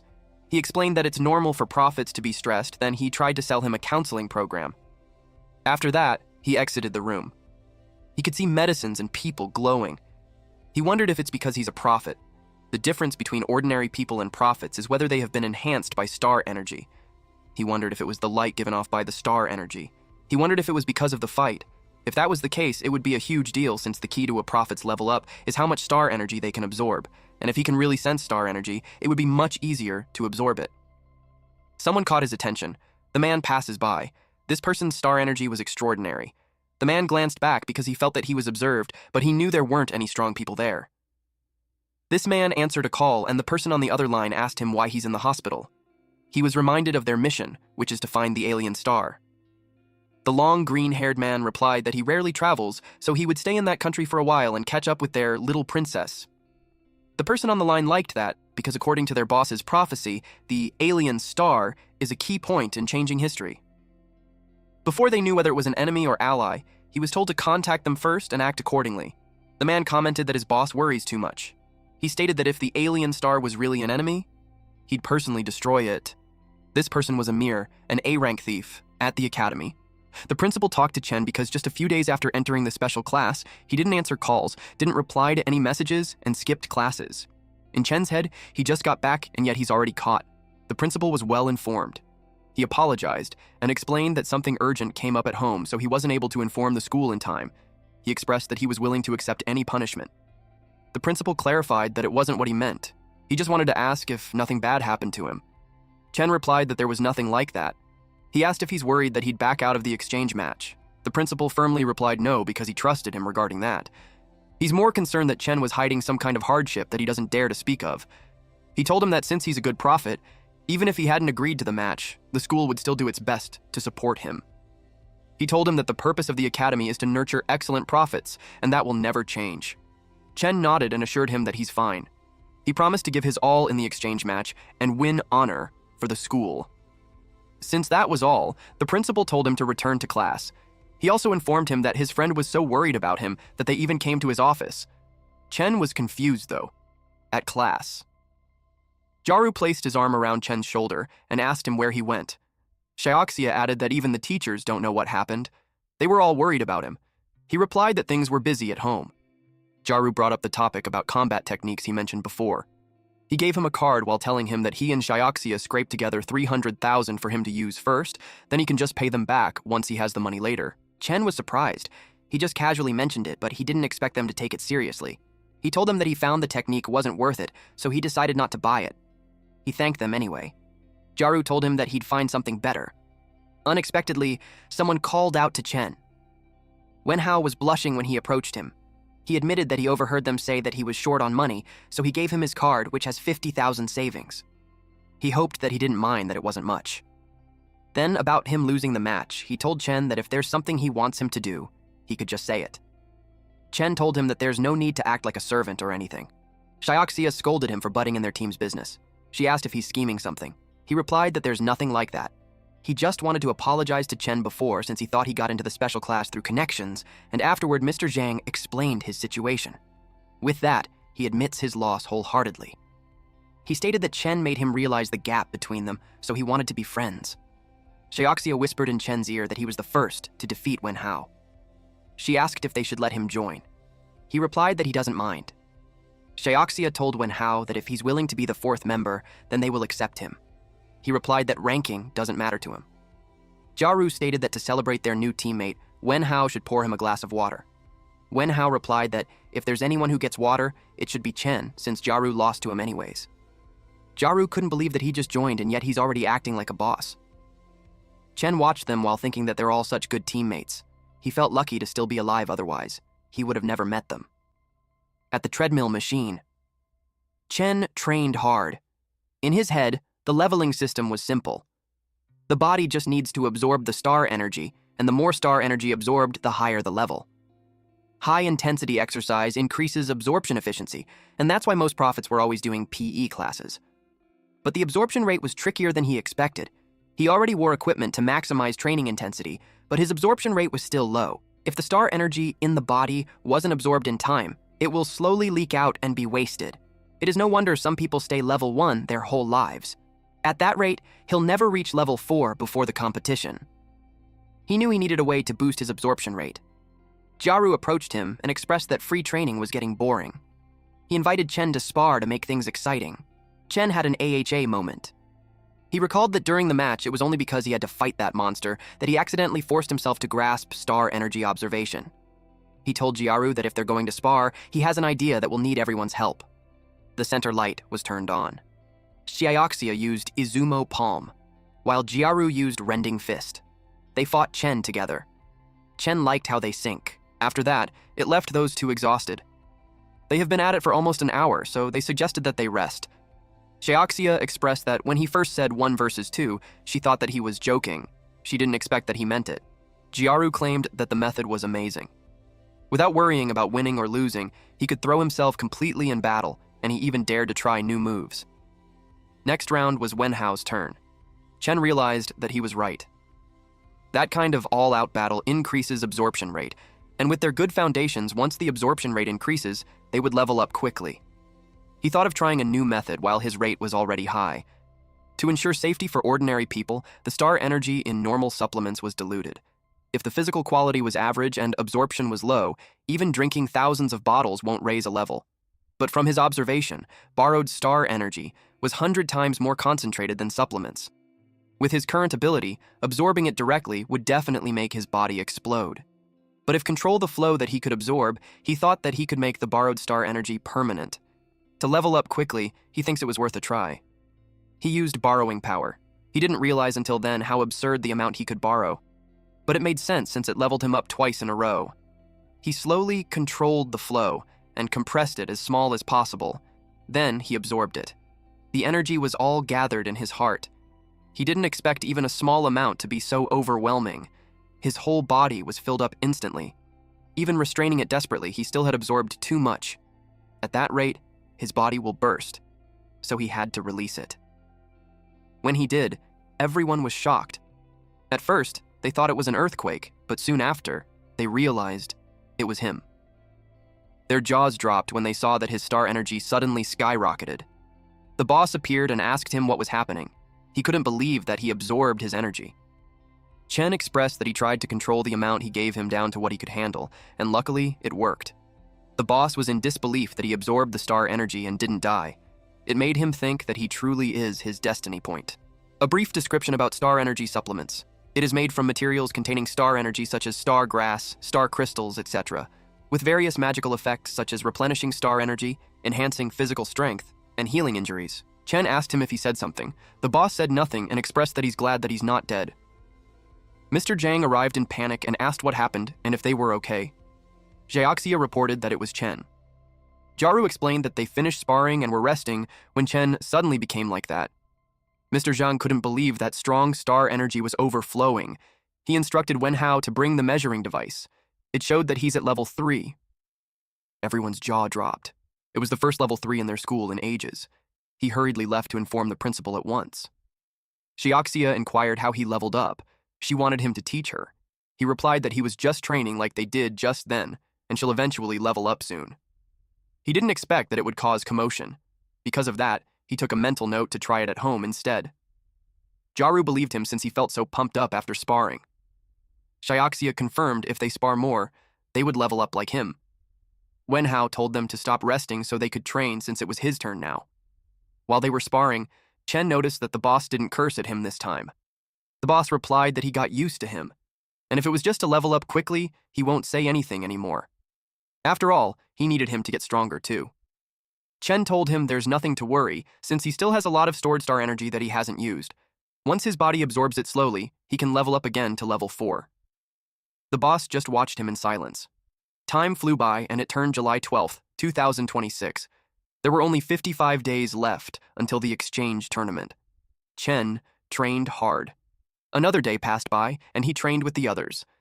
Days flew by with him just focusing on leveling up, until eventually, September 6th, 2026 came. It was the day of the exchange match, at the exchange tournament venue. There were so many people. Jiaxia couldn't believe that she's actually standing on that stage. She shared that if her mom knew, she would cry from excitement. Jiaru heard that more students were participating that year than ever. When Hao asked Chen if he's ready for the level 4 matches, the gap between level 3 and level 4 wasn't that small. He felt bad, since if they had more time together, they might have been able to fight together. Chen reassured him and reminded him that participation was enough and losing or winning doesn't matter. And if it was dangerous, he'll just forfeit. Since the rest areas for level 3 and level 4 were in separate areas, they had to split up. Jaru told him that if they finish early, they will come cheer for him. Xiaoxia wished him luck. He waved goodbye. The time for him has come. He decided to go get ready. At the VIP stands, the principal expressed that it was his first time in the VIP area. Mr. Zhang replied that it made sense since their school only ever joined level 2 tournaments before, so they never got that treatment. A person arrived and happily greeted him. It was old Wang. They shook hands. Wang Mingyuan, the principal of Yunxiang, congratulated Hu Wei, the principal of Leitian. Mingyuan expressed that he didn't expect Wei to bring level 3 and level 4 students in such a short time. He replied that it's all thanks to his students' hard work. He just did his best to meet their needs. He also thanked him for notifying him about the changes. Mingyuan expressed that the new rules that the central authority had planned are planning to increase subsidies for winning schools, and to get those subsidies, competition would definitely be fierce. Someone arrived. He commented that it was no wonder it was noisy because the country bumpkins were there for the first time. Wei got offended, but Mingyuan told him to calm down. He informed him that the men were the principals that have won in the past tournaments, so it's better not to clash with them. Wei replied that it was in the past, and the tournament hasn't started yet, and no one knows who will win this time. The principal of Shuogang Academy, which was the champion last year, was Li Tuo. He replied that, as expected, the more useless the dog, the louder it barks. He told them to enjoy their time, and if they don't remember the scene well, it would be too bad because they won't get another chance. Hui scoffed in response. Mr. Zhang whispered to him that it was their first time at such a high-level tournament, and he's worried if the kids would be okay. Wei asked him what he thought of the students. Mr. Zhang replied that they were amazing, especially Chen. Since his talents weren't worse than those drugged-up prodigies from elite schools. Wei agreed, and replied that the only thing they needed to do was to believe in them. A black-haired woman with eyeglasses was on the stands holding a card saying, Lei Tenwo. It was her first time in a place like that, so she was nervous. It made her wonder if Chen was okay. When she first heard Chen was competing, she couldn't believe it. A week ago. Ever since Chen transferred to the special class, she hasn't seen him for a long time. She doesn't know how he's been. But now he's the school's superstar. He even represents the school in a level 4 tournament. She expected that he wouldn't even bother talking to someone like her from an ordinary class. She tripped. Fortunately, someone caught her. Chen asked her if she was okay. She was surprised to see him. She thanked him for helping her and asked why he's there. He replied that he saw her pass, so he just came to say hi. She expressed that she thought after he joined the special class, he didn't want to be friends with her anymore. That was nonsense, since to him, friends are friends that don't change because of status. It made her smile. She was glad because, just as she expected, he's still the same. She had faith that he'll do well in the match. At the present moment, the contestants were called on stage. Chen wore black shirt, pants, wristbands, and shoes. He looked cold and sophisticated. The class rep looked forward to seeing him. Chen's current stats is at E-Class Level 4 with borrowed Power 1 ability. He has 999 wishes and 0 rewards. Currently, he has no debt due, but the total of his remaining debt was at 99,808,912. The host greeted the honored guests, beloved teachers, and dear students. There were 2 hosts. The male host welcomed everyone to the Outer District Regional Exchange Tournament. The competition was going to be hosted by him and his partner, Lillian. The crowd went wild because Lillian was a popular idol. They didn't expect her to host the tournament. Also, she's still cute even without her idol outfit. She announced to everyone that she showed up not as an idol, but as a hardworking Lillian, and the true stars were the contestants. Then they explained the rules of the competition. There were 12 academies participating, and each sent 4 representatives. There were 16 level 4 contestants and 32 level 3 contestants. However, the arena is only for the level 4 contestants. So if there's anyone who wants to watch level 3 matches, they should go to the other hall. The scores of both level 3 and level 4 would be converted into points, and the final ranking would be based on points. The promotion rules were simple. Each match was one-on-one, the winner advanced to the next round. Winners would face other winners until a champion was decided. And to ensure everyone goes all out, the unlimited match time rule has been changed. Now, each match is limited to half an hour, ending when one side loses the ability to fight or admits defeat. They hoped all contestants would show their true strength. Although that year's rules were more intense than before, they had nothing to worry about. Lillian revealed a special person. It was Bai Yue, an S-Rank oracle. Most of the audience only saw him on TV, so they couldn't believe they're seeing him in person. Yue lifted one finger, and the ground shook. It demonstrated how impressive he was. The ground was elevated. It was the special arena that he prepared. It also has barriers set by him, so the spectators don't need to worry about being harmed by shockwaves. And after each match, the master would repair the stage. Contestants could go all out and fight without holding back. Lastly, the gemstones they held must be worn during the matches. It wasn't just proof of participation, but it also protects them at a critical moment. The contestants were amazed and overwhelmed that with just a flick of his wrist, he had reshaped the battlefield already. They had understood how overwhelming it was after seeing it in person. Chen internally agreed to that. He heard that S-Rank power was like that of a god. He didn't expect it to be that exaggerated. But he saw the boss without care at all, so it killed the tension for him. The match results would be notified through each contestant's gemstone, and without further ado, the match began.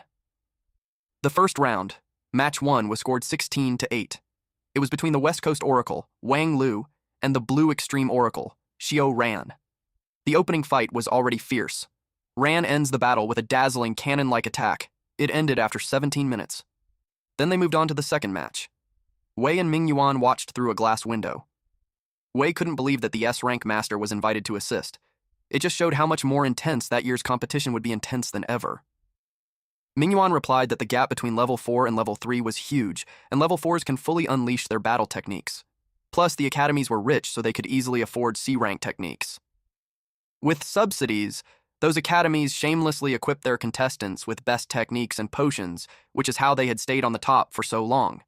It was also the reason why they were confident. Some men tried to win Principal Tuo's favor while he's drinking his coffee and watching the match. Ming Yuan claimed that this time it would be different. The host announced the fight match, which was between Yunhu Oracle Lan Qin and West Coast Oracle Liza. It was another exciting duel that they anticipated. Qin dodges with ghostly footwork, avoiding the fierce attacks as if toying with her opponent. But dodging alone won't hurt the opponent, so they were curious how she would claim her victory. She announced that the warm-up was over. She restricted her opponent's limbs. They were surprised to learn that she mastered an ability-type technique. Her opponent panicked when he couldn't break free. They determined that from his reaction, the ability was dangerous. Using a technique to bind the opponent and then finish him off was her flawless strategy. The match ended in just 5 minutes. It thrilled the crowd to see magic. They knew that controlling the enemy and beating him up at will was unbeatable. She stood a chance at the championship. Hu Wei was also surprised. Ability type was a rare power usually by awakened D-rank oracles or higher. Ming Yun knew exactly that. He revealed that Qin was one of the rare few who awakened early. Her talent was 1 in a million. Wu Yu, the Chongshan principal and last year's runner-up, commented that it wasn't such a big deal. Ming Yun asked him why he tried to poach her when he looked down on her so much. He learned it from Qin. She even said that he's greasy. It embarrassed Yu. Tuo told Yu to stop and assured him that it was just an early awakening. Then the host announced the match between Lianguang's oracle, Wang Zhuo. Before the host could end his statement, the match had already been over. It only took 5 seconds. It was a one-hit kill. As the opponent was about to attack, Zhuo had ended him. It demonstrated the power of Lianguang Oracle Academy, the reigning 3-time champion. The crowd went wild. It was indeed insane. They already anticipated that the championship would be claimed by them again. Zhuo was certain of the outcome of the matches for that year. Because of that, he's already bored. Yu got excited when he saw it. Zhuo really was something else. No doubt, he was trained personally by Principal Li. Tuo commented that the more arrogant the dog, the louder it barks. Mingyun responded that he should just wait, and they'd show him. Meanwhile, Wei was silent because he knew that the battle was completely out of their league. He acknowledged that with their academy's oracle level, just qualifying was already a win. If Chen could even win one match or at least put on a good show, then it would be a huge gain. In the 7th match, the Shyman Oracle's contestant came out victorious after 20 minutes.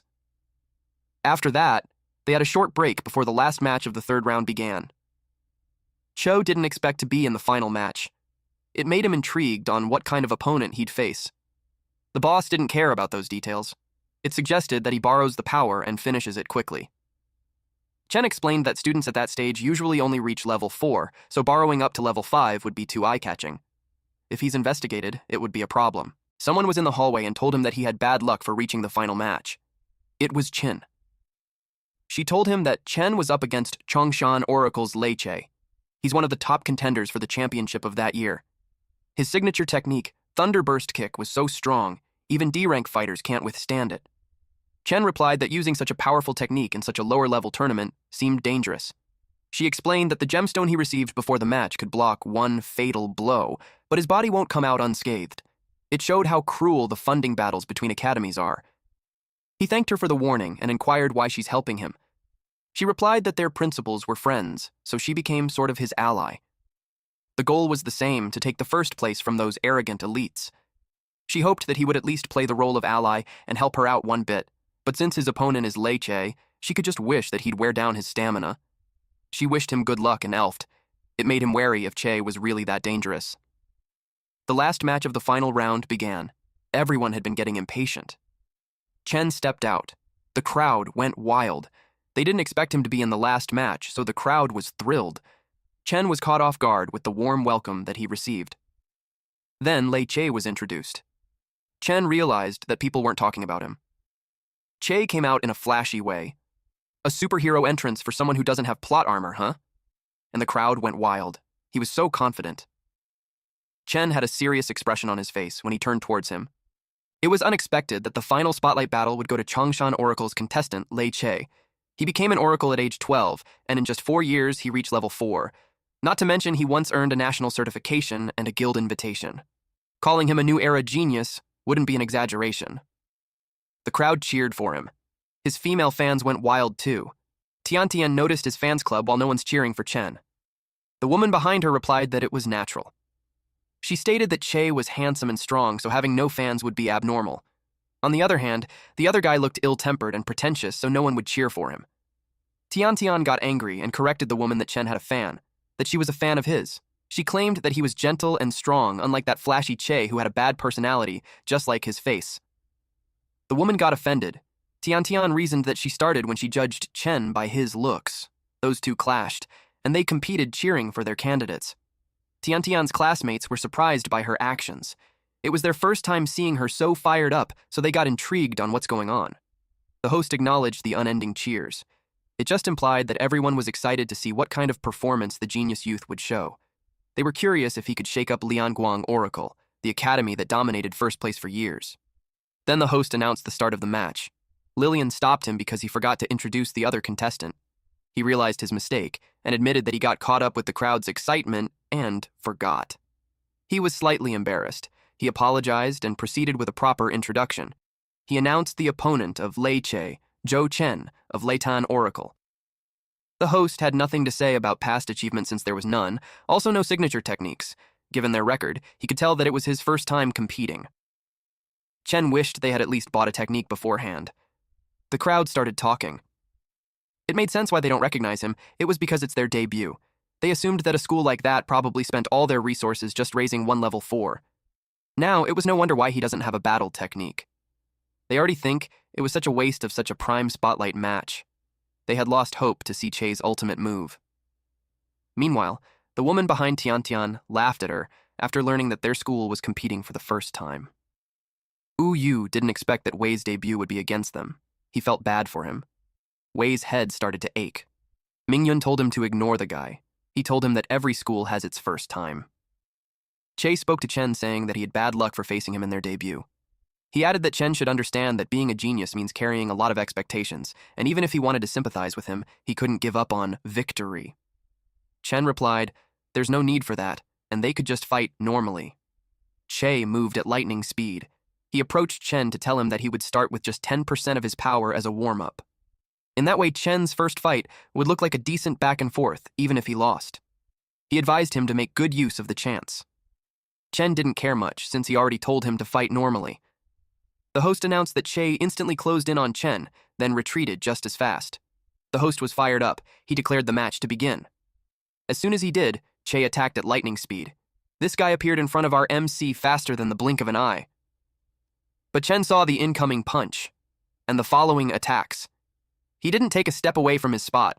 Our boy's opponent was definitely toying with him. It surprised the hosts. They wondered if it was some kind of special technique. They could see Che split into two, or even more, and it looked like Chen was taking the attack all at once. The after images could have been caused by the sheer speed. Right from the start, Che showed such terrifying skill, which made the championship battle thrilling to watch. Chin watched and commented that Che was going to be troublesome. Zhuo was just silent. Yu had this smug expression, because he knew that Che's strength was far greater than that. Finding such a prodigy cost him a lot. He already expected the opponent to be no match. Che asked Chen why he wasn't moving. He mocked him for not being able to keep up with 10% of his speed. He added that it made sense because only Zhuo was worthy to be his opponent. He concluded that Chen had reached the end. In his last attack, it was time to say goodbye. Chen asked him if he wouldn't dodge anymore. Che was caught off guard and got punched in the face. Chen didn't even take a step from his position. The host's jaws dropped because of the shock. Chen and Zhuo were surprised too. Even Tiantian and the woman behind her, Che even lost a tooth from the punch. They couldn't believe that in an instant, Chen threw a punch and easily nullified Che's attack. With Che's speed, dodging should have been easy. They wondered if it was carelessness, or he simply failed to evade. The crowd got mad at Chen for hitting Che on the face. They claimed that he cheated. But to Chen, Che wasn't attacking, so he decided to attack first. It made him wonder if there's a hidden match rule there. Ming Yun, excitedly, claimed that it was a solid move. He commented that Wei's student was hiding some serious skill. Yu yelled that it was impossible because at level 4, no one was faster than Che, and a small school like that would never train someone like that. He accused him of hiring a ringer. Wei replied that if it were a rigger, the higher-ups in charge of screening would have caught it. He suggested that Yu was implying that he was smarter than them. Tuo pointed out that the shouting was setting a bad example. Suddenly, the host announced that the match wasn't over yet. The host was about to announce the winner when someone stopped him. It was Che. He was back on his feet, so the match continued. He realized he underestimated him, so from then on, he decided not to hold back anymore. He could no longer suppress his thunder power any longer. He let out a thunderous light throughout the arena. It was such intense star energy. Chen was shocked at how fast he became, his brows furrowed. They noticed how Che used the arena's barrier to keep increasing his speed. They expected him to use a certain move. Che's signature battle technique. He became confident in his technique. He unleashed the thunderous explosive charge kick, but before he could land it, he was punched in the face and was thrown to the opposite side of the arena. Chen advised him that he should have attacked earlier before he had gotten to his speed, so once again, Che was sent flying. His star turned red, which means he's completely lost the ability to fight. The host declared Chen as the winner. Deep inside, he almost couldn't hold back his strength, but with the Starstone protection, he thinks Che would be fine. The crowd talked to each other on how he did that. It was so fast that they couldn't even see clearly. In the quarterfinals, the first match was between Li Yue and Zhao Qing, in which Yue of Radiant Light Division emerged victorious. The second match was Lan Qin versus Sun Ming.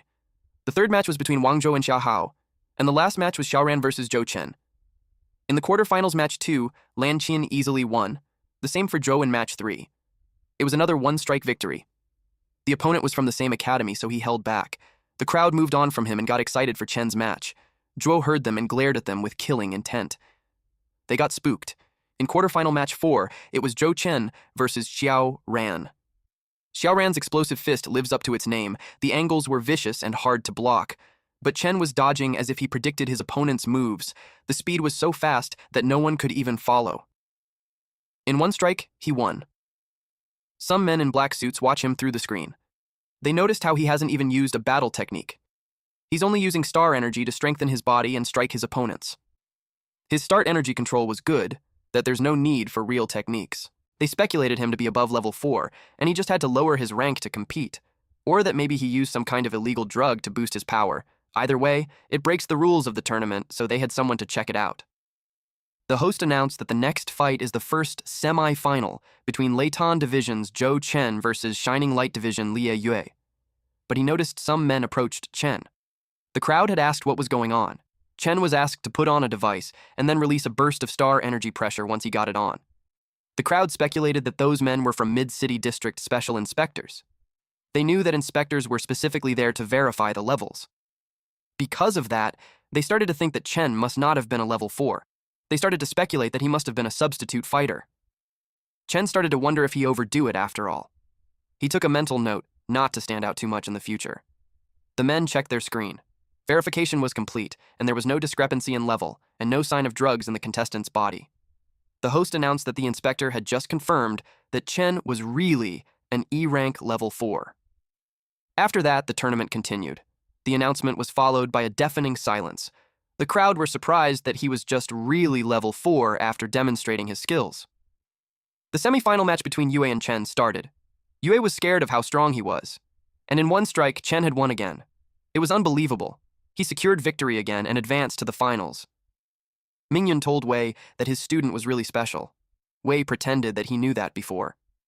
Some men approached Principal Hu as they didn't expect that the Leighton would produce such promising students for that year. The man flattered him by saying that he always heard that the principal was extremely dedicated to his work. Now, seeing how excellent his student was, his reputation was well-deserved. The man added that they should all learn from him. Yu and Tuo scowled at them. Wei didn't expect that Chen would make it to the finals on his very first tournament. He could confidently say that he didn't let him down. The semi-final match 2 between Zhuo and Qin started. Qin bore in her mind that she absolutely cannot lose the Academy's honor. She noticed him. Zhuo was exuding with killing intent. And the host announced that they should begin. 2 girls cheered for their seniors. Zhuo noticed them. Qin thought it was her chance since he got distracted. She attacked him and hit his chest with the combat skill called Flowing Cloud Hand. But Zhou didn't budge. Instead, he glared at her. She got terrified when she realized her attack was completely useless. He saw that she had magic ability. He grabbed her arm, then she tried to elbow him. Then he told her that the magic ability was ridiculous. It angered her. She rapped him using her ability. And then she puts distance between them. She thought it was a good hit. But to her surprise, he appeared behind her and told her that it was such a petty trick. She didn't know when he had done that. Then he punched her using his battle skill, boiling blood. She was blasted away. Both sides were strong. The semifinals were really on another level. The arena has been shattered, and yet Zhuo wasn't hurt at all. The girls in the audience felt worried for their seniors because it made them on the verge of tears. Mingyun was worried for Qin too. She was bruised all over. Her talisman fell. She forced herself to continue fighting, back then, on a rainy day in school. She saw some girls gathered in an area when training time had already started. One of her juniors cried because when the academy subsidy was gone, she would have to go back to work. She wanted to keep studying to become a recruiter. She promised them that they would win the championship, then the Ministry of Education won't cancel their subsidy and everyone can keep studying. The girl became hopeful. Then she remembered something. She gave her a charm to express their support for her. She was touched. In the present moment, she wanted to uphold the deal. She desperately tried to reach her charm, but Zhuo just stepped on it while saying that she'd been fighting desperately just for that. He kicked her while telling her that she's boring. With her state, her supporters can no longer cheer her on. The system detected that her start stone had turned red, meaning she lost the ability to fight. Zhuo was declared the victor, but even after that, he wanted to kick her with condensed energy on his foot. The host yelled at him to stop since the match was already over. He quickly yelled for someone to restrain him. The crowd was terrified of what he's trying to do. Mingyun yelled at him to stop at once. Someone yelled at Yue to intervene, otherwise someone would die, but he replied that there was no need. He watched the arena, and the ground shattered. Chen had saved Qin. He asked if it was their academy's fighting style to bully someone who can't fight back. Zhuo turned to see who it was. He found Chen. The host was relieved that Chen saved Qin at the critical moment.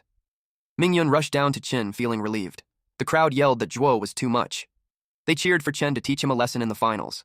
Zhuo claimed that whoever that was doesn't matter because one more or one less doesn't make any difference. At this point, Chen was already angry. Since both contestants agreed to go directly to the finals, the host requested the staff to repair the arena to be able to proceed smoothly. Xiaoxia, Jiaru, and Wenhao arrived and sat beside Tiantian. Jiaru asked Tiantian what the situation was. She told him that he made it to the finals, but she's worried since his opponent wasn't easy to deal with. Mingyun was frustrated that Tuo allowed some lunatics like that to complete. He advised Wei to keep his eye on this one. They told Chen to be careful. Chen replied that they shouldn't worry. Zhuo asked Chen if he really thinks he had a chance given his background and resources.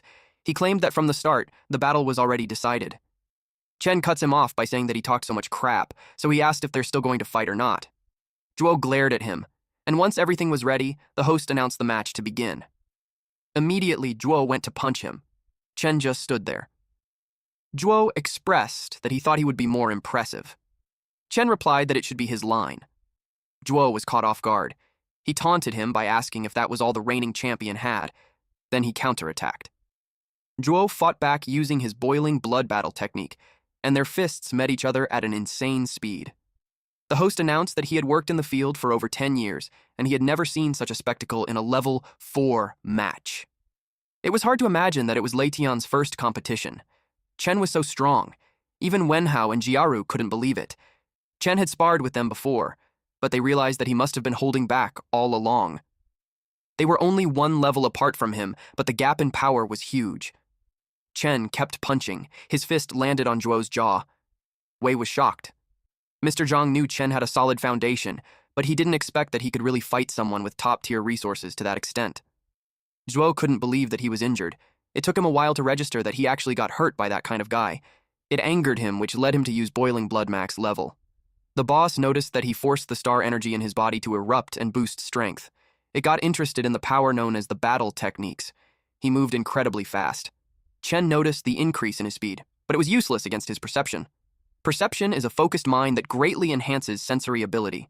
The staff beside Yue was surprised that Zhuo's star energy intensity had rapidly increased. They suggested a level check on Zhuo. Yue replied that Zhuo had used that battle technique in the past too. Using that technique temporarily strengthens body parts to gain power beyond one's level, and that time he just applied it to his whole body, so it doesn't count as a violation. The staff realized that he was too hasty. Yue noticed that the other contestant seems to have not used his full strength since the beginning. It made him curious on what his limit was. It was so fast that the audience couldn't even see. Jiaru thinks that Chen was at a disadvantage. When Rao replied that it wasn't the case, he noticed that Chen was guiding Zhuo's punches. Chen evaded the punch. Then he took a deep breath while keeping his eyes on him. Then he countered with a punch, but Zhuo blocked it using his arms, but the strength had pushed him back. He did his best to maintain his footing. He admitted that Chen was the first at the same level who could push him like that, but he claimed that he would still be the strongest. Chen taunted him by asking if that was all he got. Chen activated borrowed force. He had 0 out of 6 remaining uses. Shit's about to go down. Zhuo and Chen prepared their fists. It was a battle between boiling blood, max, and borrowed power. They blocked each other's arms. Then Chen used perception. It made him clearly see the punches, and Zhuo's weak point was the heart. He elbowed him on the chest. It made Zhuo cough. Then Chen followed up with another attack. Zhuo couldn't believe that Chen's strength and speed was increasing. He refused to go down. He exudes his star energy as he yells that he's the strongest. But Chen was ready to end the fight. Zhuo punched him while screaming at him to die. Their fists clashed at the center, resulting to a powerful explosion. Because of the smoke and bright light, no one could see inside the arena. Wei wondered how it went. The smoke slowly subsided. Eventually they saw Zhuo still standing, but this fucker then fell to his knees and had lost the ability to fight, and the one standing until the end was Chen. The host congratulated Chen for winning the Level 4 Group Championship. Ladian's points have also achieved a historic comeback. They had secured the championship with 200 points. It was the first time since the start of the Outer Exchange Tournament that a regional academy had taken the overall championship. Following Lei Tian was Liang Guangyu with 160 points, Yun Huyu with 135 points, and on the fourth was Chong Guangyu with 110 points. Everyone from Lei Tian celebrated. They had faith that Chen would pull it off. Mr. Zhang screamed that Chen really made them proud. Even Wei praised him for a job well done. Now, they don't have to beg for subsidies. Mr. Zhang couldn't believe him for highlighting that. The other men noticed Wei was still there, so they hurriedly went down to congratulate him. while Tup was holding back his anger. Yu couldn't decide where to go. Eventually, he went with them. Since the match was over, Yue decided to head back. He left the rest of the work to the stuff. His interest was caught by Chen. Then he noticed a middle-aged man and a high school girl on the side. He recognized him and thought that he came there for Chen, too. The girl was Lin En. The man beside him didn't expect that the outer district would be able to produce such talent. It was no wonder that En came to watch. He asked her if she had heard of him before. He wondered if she could bring him to the guild. She replied that they were neighbors when they were kids, but after she moved, they never met again. She bumped into him by chance in the Blackwater district last time, and he didn't recognize her, but she could try his best to pull him into the guild. The Lentian Academy had received the trophy. Wei gave a speech about how they had proved with strength that even small places can raise a golden phoenix. The reporters told Chen to look at the camera. He was more tired of this than the match itself. The next day, in the principal's office, he made it to the headlines. Wei sincerely thanked him. He gave him the crystal as promised. He was glad to give it to him, especially if it would help him. The boss celebrated receiving that. Wei expected that the specialized institutes of the inner district would soon be reaching out to him. He told him that once he got in, he shouldn't forget Leidian. Chen assured him that he won't forget. When he left the principal's office, he noticed someone outside. It was his friends. He was surprised to see those three when it was school break. They came to find him. Jaru comfortably placed his arm around Chen's shoulder while expressing that he didn't expect so soon that after the match ended, schools already sent out admission notices. And they turned out to be from the 5 great academies. They had been all admitted to the 5 academies. Chen congratulated him. He believes that with his skills, it would be strange if they didn't want him. Jiaru replied that it was all thanks to him. And as his underlings, he claimed that their goals won't be so short-sighted. He imagined that one day they would be great partners. Chen asked what he meant. Xiaoxia translated for him that it meant that Jiaru would be counting on him. Even though courses weren't shared between academies, they could still hang out during free time. She promised to come find him to hang out. Chen was happy with that.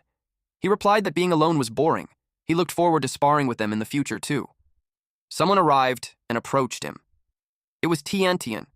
She asked if she could join them, too. She was determined to become stronger, too. Tian entered the room and was impressed. Her eyes sparkled. She asked if she's really allowed to train there. She can't believe that he really took her request seriously. She thanked him. Chen replied that it was nothing. He just mentioned it to the principal, and he agreed right away. She thanked the principal and everyone else for letting her use the equipment. The principal thought of getting rid of the honors class restrictions so all the students can use the training equipment freely. He realized that a lot of things needs to be reformed, including future educational benefits. Renovating the school was also on the list. Thanks to the prize money from winning the regional exchange tournament, he can finally do the things he always wanted to do. He acknowledged that it was all thanks to everyone's hard work. He thanked them all. They all smiled warmly. But Jiaru had to admit that it sucks that the principal waited until after he graduates to make the school that nice. He wouldn't get to enjoy any of it. Wenhao told him to shut up because he's ruining the moment. Principal Wei told them that they're always welcome to come back and visit. Xiaoxia got curious why Tian suddenly had the urge to train so hard, especially when the school's already on break after the tournament. Jiaru saw them and got curious when the two of them got close. Tian blushed as she explained that she always thought she doesn't have any talent, so she just let things be, but seeing them fight so hard for their dreams made her want to be cool like them. She's more confident in her academic skills, so she planned to apply to the 5 great academies as a cultural specialist. She only needed to be level 2 for that track. And the deadline is in a month. She wanted to give it her all, even if she failed. Her story made Xiaoxia sob. She promised to help her with everything she could. She had faith that she could do it. Tian thanked her. Jiaru offered to help too. Then he asked what Chen's plans were. He asked if he had decided on any schools yet. Chen admitted that he hasn't received any acceptance letters yet. That was a surprise. Jiaru asked why when he got his letter the day after the tournament ended. They even got accepted into the 5 great academies, so there's no way that no school wouldn't scout Chen. He had no idea either. Principal Wei informed him that it was also something he would like to discuss. He gave him a red envelope. It was the acceptance letter that just arrived that day. As Jiaru expected, there was no way that no school would want Chen. He encouraged him to hurry up and see which of the 5 great academies was it. It was an invitation from the Dawnbreaker Blade Oracle Specialized Academy, addressed to Chen. There was an instruction that if he accepts, he had to keep the card safe and report to the academy with it by September 16th, 2026. But if he wishes to decline, he could just simply break the card, and his eligibility would automatically be voided. They were all surprised by Jaru's loud voice. Jaru was shocked because Dawnbreaker Academy was the one that walks all over the 5 great academies. Chen asked what he meant, so he explained that among all the Oracle academies in the country, there were 5 that were recognized as the best. Those were the Morningstar Academy, Watchers Academy, Red Lion Academy, Azure Sky Academy, Alpha Academy. Each of those academies was a symbol of authority and power, possessing the highest privileges. However, the one and only academy that stands above all 5 of them was the Dawnbreaker Academy. If Dawnbreaker wanted a student, they got to pick first. Even the 5 great academies had to get in line. Chen asked why there were only 5 best academies when Dawnbreaker was also a prestigious one. Principal Wei explained that it was because the Dawnbreaker Academy's value can't be measured on the same scale as the 5 great academies. It was a school founded specifically to subjugate fishers. According to a central government confidentiality agreement, the existence of fishers wasn't supposed to be disclosed in outer sectors. But they all earned access to the inner sector, so a brief mention should be fine. Tiantian doesn't have access to the inner sector yet, so she asked if she should step out for a minute. Principal Wei told her that there's no need as long as she won't repeat what she hears. A fisher was a vast world filled with creatures whose strength was comparable to oracles. Because the fishers are two-way, creatures can also come out from them. If they escape, the consequences would be unimaginable. So when a fisher appears, oracles are needed to go inside and subjugate these creatures. Although subjugating fishers can bring great fame and fortune, the danger was also beyond imagination. Principal Wei was once a member of a fisher subjugation team, but during one mission, their team suffered heavy casualties. In the end, after one of their core members got injured and left with serious side effects, the team's whole morale shattered and they were forced to disband. While other academies also require students to deal with fishers to pass the advancement exams, the difficulty and casualty rate for the Dawnbreaker Academy was the highest by far. So he encouraged Chen to think carefully about whether he really wanted to go. The academy only has priority recruitment rights. Even if he refuses their offer, it won't stop other schools from scouting him. He also didn't want him to walk to his death without knowing the risks. Chen expressed that he wanted to go. It was a palace where he can get stronger and make money, so there's no way he'd pass that up. Principal Wei expected him to say that. He could tell he's going to become an incredible warrior. Jiaru grinned and expressed that they won't fall behind. As long as they all get strong enough together, they won't have to worry about those fishers. Chen agreed. Then Jiaru noticed that the deadline was on the 16th. It was already the 6th, so he only had 10 days to report. It was a surprise because usually they would get half a year break to prepare. Principal Wei explained that Dawnbreak Academy operates on its own terms. They can't be measured using the standards of a traditional school. Chen had to get ready right away, so she apologized to Tiantian that he couldn't help with the training. Xiaoxia told him not to worry about it because he could count on them with that. He went back to his room and started to list the things he had to bring. At that point, the boss came out, along with the crystal. The boss poked the crystal with its fingernails. It sank deep, and then it removed the mystical energy around the crystal. Then the crystal fell and shattered. Chen was surprised to see what happened on his crystal. The shattered crystal made him cry because he planned to sell it for some cash. The boss explained that he took the power from inside it since the stone itself was worthless. Then he remembered that Chen had to take care of something in school, so he asked how it went. Chen informed him that he got accepted into Dawnbreaker Academy. They say it has the best resources, so it was the perfect place to get stronger and pay off his debts. The only catch was that he'll have to subjugate fishers. He heard they were so dangerous that even oracles had to be wary. The boss told him there's nothing to be afraid of in the fishers, since oracles and fishers were essentially the same thing. It was because the star energy that makes them oracles came from fishers. To Chen, that sounded terrifying, so he asked if he had any rewards that could help him stay alive. He also pointed out that one of the wishes had been completed. It seemed like he thought of the boss like a genie, where he just held out his hand and expected things. Though some of the boss's wishes were in the fishers, so he decided to help him out. He recovered a bit of his power through the crystal, so he had enough to give him the reward. He warned the kid to brace himself. The fragment of creative authority connected with the authority holder. It detected the authority holder's body, which was at E4. Then it acquired the authority holder's identity.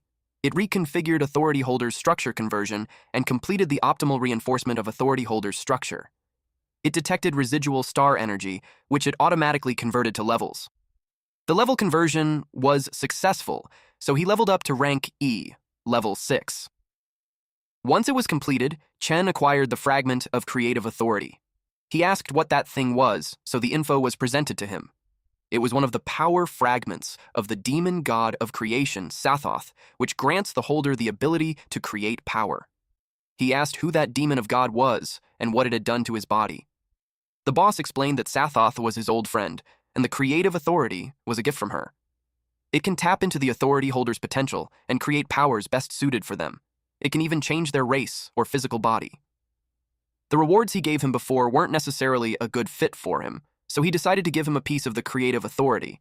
So from then on, Chen could create his own powers. Chen argued that if it was just to level up, he didn't have to give him something so complicated. The boss called him a fool for thinking levels are everything. For oracles, levels only affect their basic physical stats, but if their potential was mediocre, they won't get that strong no matter how high their level was. So, he gave the creative authority because he was afraid that Chen would awaken some garbage potential. If he's too weak, then he'd be useless. Chen remembered one contestant, Chin, who awakened her Esper-type potential early. He realized that her special ability was the power of her potential, and compared to that, combat skills seemed common and ordinary. He knew that if he's going to be subjugating fishers, potential was definitely more important. Otherwise, he'd struggle against even a single monster. The power of creative authority was usually related to the authority holder's own perception. The boss knew he'd understand it if he tried. Chen couldn't feel his body absorbing star energy anymore. It looked like the fragment really did modify his body. Even the old parchment-style system window had changed to look like a video game from before he was transported there. It looks way more familiar that he instantly knew how to use it. It showed his name and his bloodline of being a human oracle. His potential was locked. His level was at E6 with 30 constitution and 0 strength, agility, spirit, and divine sense. Perception was unlocked, and he had 994 remaining evil god wishes. Since it had a status bar, it made him wonder if it had a shop and other functions too.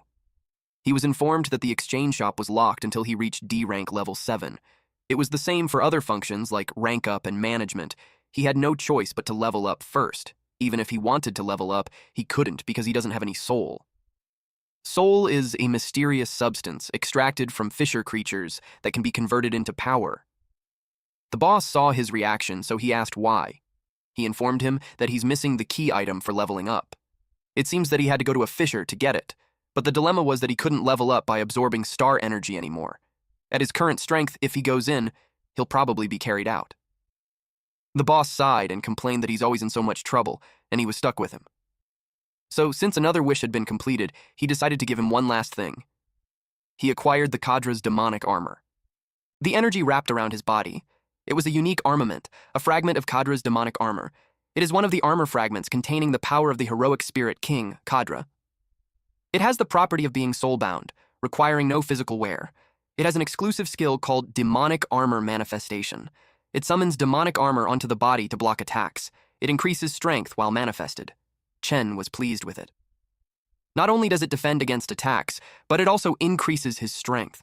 It only covers a small area, but with stats like that, he had nothing to complain about. The boss was sad that the rewards used up all the power he just saved up. He just considered it as an advance investment. He told Chen to work hard to pay him back. Chen was motivated to work his ass off. The next day, there was a taxi parked outside, so someone asked Chen if he's leaving that day. It was Principal Wei along with his friends. He replied, yes.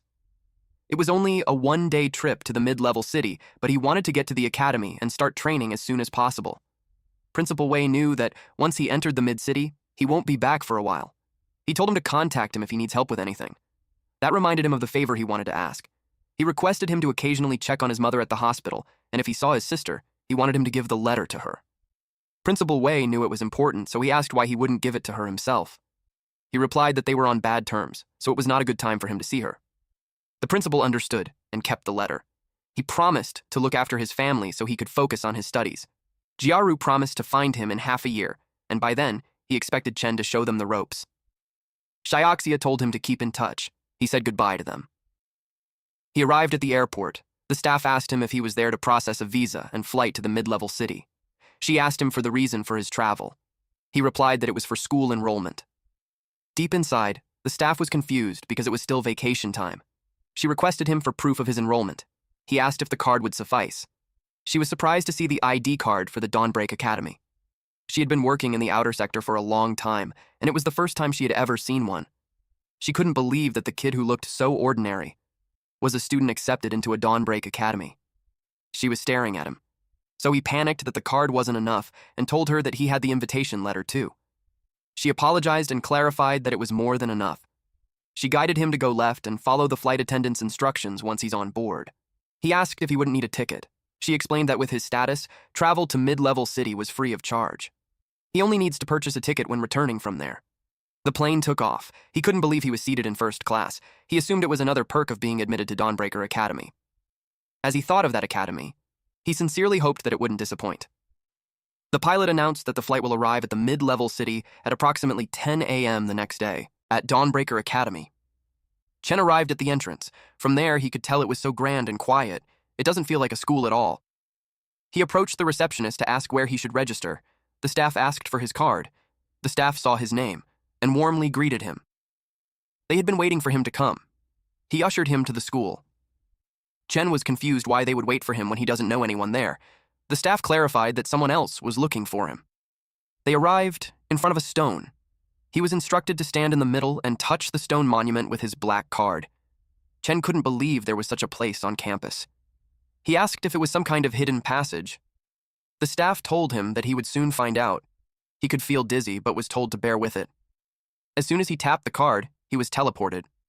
He was astonished that the place earlier wasn't even the actual school. The staff informed him that Dawnbreaker Academy was located far away, so they had to use those teleportation stones. Since he just got there, he would have a lot of time to explore later, and the person who was waiting for him was already there. A few minutes later, they arrived at the place. The staff brought him to Lin En. She was having her tea while two students stood by her side. She asked him if he remembers her. He replied yes, and he had been wanting to find a chance to thank her. He just never expected that she would be his senior. The violet-haired, standing beside En, thanked the staff for his hard work and informed him that she had already transferred the money. He left them to chat. Chen approached her and asked if there's any specific reason she asked for him. The man standing beside En stopped him. He told him that he's a pleb from the outer sector and had no permission to get close to En. En warned this guy, Kui Ming Cheng, to watch his mouth, especially when Chen was his guest. Then she invited Chen to sit down so they could talk. He replied to just outright tell him what she wanted to say. She sighed and was forced to make it quick. She expressed that her guild was short on members, so she wanted him to join. And for the price, she offered 30 million. He couldn't believe she's offering 30 million right off the bat. She heard that the price for hiring a powerhouse for a guild depends on their strength and potential, but it's usually hard to even break 1 million. Ming Cheng asked her if she's insane. For that price, she could hire 3 top-tier B ranks or an entry-level A rank oracle. He argued that the piece of trash from the outer sector wasn't worth a fraction of that. He complained that the joke had gone too far. She yelled his name. She glared at him and asked him when did she ever need him to make decisions for her. He got terrified and tried to explain that it wasn't what he meant. Deep inside, he's intrigued on who the kid was for her to protect him like that. The violet-haired woman just watched them. Since Chen just arrived at the central sector, she assumed that he hasn't joined a guild yet. It was the highest amount she could offer, so she hoped he would receive her sincerity. Naturally, Chen was tempted since it was beyond his wildest dreams. But at the moment, he was just an E-rank newbie, so he couldn't understand why she would do that. They were interrupted by an announcement. All students who just arrived were called to gather in the assembly hall within the hour. It meant that the last new student had arrived. She told him he could leave his luggage there and just pick it up later. She also acknowledged that the guild invitation was sudden, so it's normal for him to be hesitant. She encouraged him to think it over, and after the new student orientation, there would be a senior freshman pairing session. When the time comes, she wants him to choose her as his mentor. She wants him to see it as a repayment for saving him. She added that having someone to help him adapt to the new environment wasn't a bad thing for him either. He replied that he would think about it. She was pleased with that. Then she requested Shi to take him to the assembly hall. At the assembly hall, a male student with blonde shoulder-length hair couldn't believe that he was the last to arrive. He reasoned that it's natural for main characters to make a special entrance. He was glad that all his hard work to get into the school wasn't for nothing. He heard the young lady of the Lin family was there as well.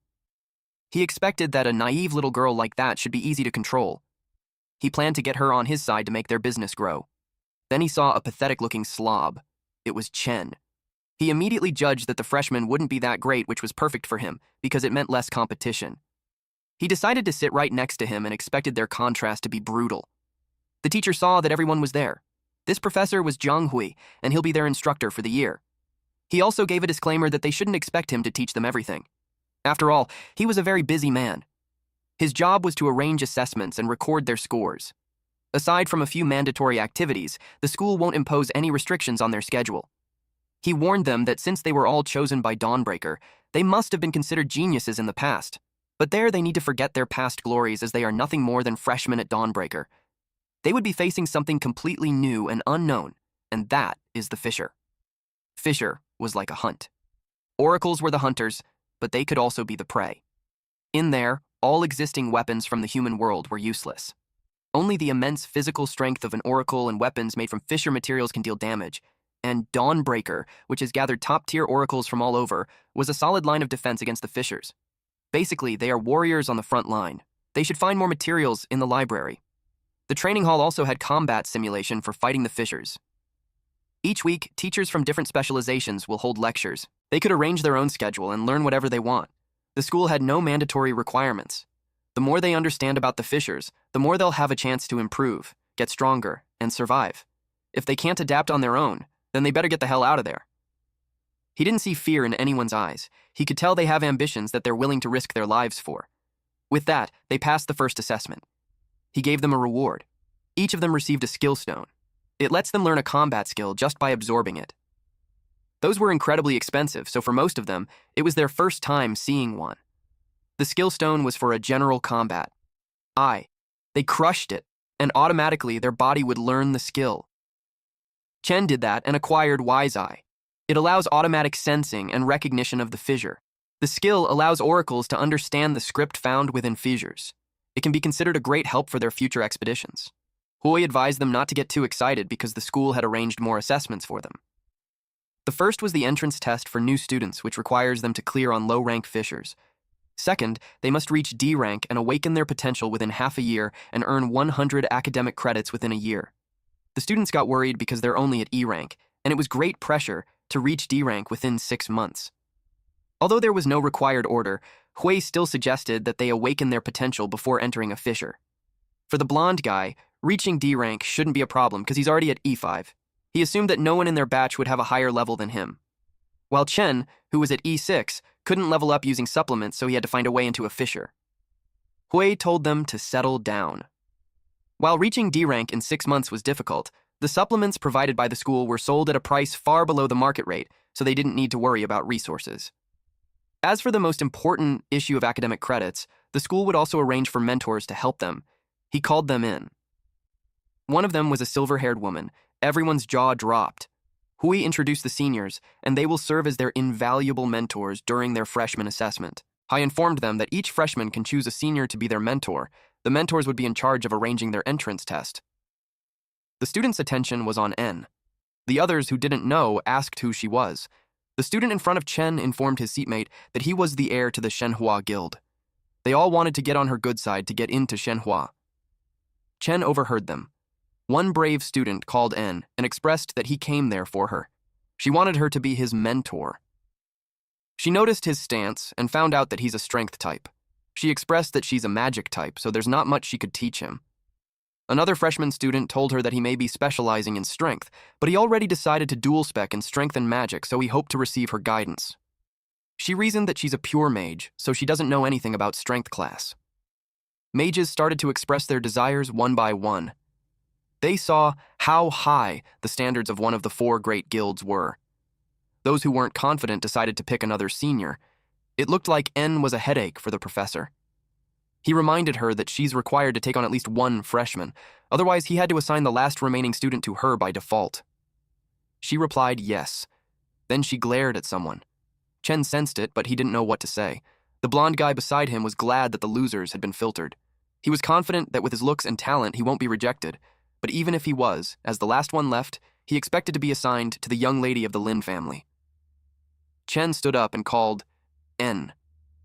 He expressed that he doesn't desire knowledge. Instead, he wanted to stand by her side. He asked if she could be his mentor. It made her blush a little. They all looked down on him. But to their surprise, N accepted him. With a bright smile on her face, she claimed that he's the one. The blonde guy couldn't believe it. She only accepted one, so it made them question what her selection standards were. At the mission hall. Chen followed in. While doing so, he asked why. When she was the heir to the Shenhua Guild, one of the 4 great guilds in a guild of that size shouldn't be short on high-level oracles, so he couldn't understand why she would offer such a high price to recruit a newbie like him. She admitted that she's not only recruiting him for the guild, but also for her own reasons. She planned to tell him the details after the test. His first priority should be how to pass the entrance test that she arranged. She introduced them to his teammates for the test. The first to speak was Su Han, a C-rank level 5. Her potential is Shadow Veil, and she's the supervisor for the test. She will not participate in combat at any point unless a team member's life is in danger. She reminded them that if she had to step in and save them, the test would be deemed a failure. Next was Lu Wei, a D-rank level 1. Her potential is recovery, so she can heal everyone's injuries. Another team member was Zhao Lin, a D-rank level 1. Her potential is wind-fused, and she'll be providing long-range support. The only guy aside from Chen was Li Rui, a D-rank level 3, and his potential was armament enhancement. He's also the leader of the team. He warned them that if they wanted to pass, they should listen to his commands. He noticed that Chen wasn't carrying any gear, so he asked if he awakened some kind of special potential. Chen introduced himself and expressed that he's an E-rank, so he hasn't awakened any potential yet. That was surprising news. Rui couldn't believe he's taking the test without practicing first. He questioned how the academy formed the groups and suspected that it was to drag them down. Lin replied that groups had been set, so there's no point in complaining. Wei agreed, and it could take some time if they reapplied. Rui had no choice but to accept it, and as long as he didn't get in his way. He told them to keep an eye on Chen. Wei told Chen to stick close to her once he entered the fissure. He assured her that he had combat experience. She sighed and answered that without a weapon or a potential, he can't even hurt the creatures in a fissure. She thought of him as arrogant. Rui went to the staff and informed them that his team is applying for assessment. Their application got approved and instructed them to go to room 1. He received a world tree fragment, which was used to open a fissure passage. The fissure had been opened, so they headed out. Chen noticed how dense the fluctuation of the stair energy was. He hoped to find the key item he needed to level up. They arrived at the gloomy grotto. Immediately they had been spotted. They went into standard formation. Chen noticed how they got into formation in an instant. Their test had begun. Han wished them luck. Then she vanished because of the stealth mode. Rui warned them about the incoming enemies. It was a pack of D-rank shadow demon wolves. Now it made sense that they came at once. It was because they had a sharp sense of smell. Lin used a combat arrow and hit the wolves that Rui was blocking using his shield. Then he used a frenzied slash at them. He acted so arrogantly that he charged too far ahead. The wolf got into the backline and scratched Lin. Wei saw it and planned to heal her. But behind her, a wolf was closing in, jaws ready to snap. Thank you all for watching. Please watch this next Giga Chad video, and I'll see you guys next time. Also, support the channel by joining the Summon Club membership. You can also support by just liking the video and being awesome.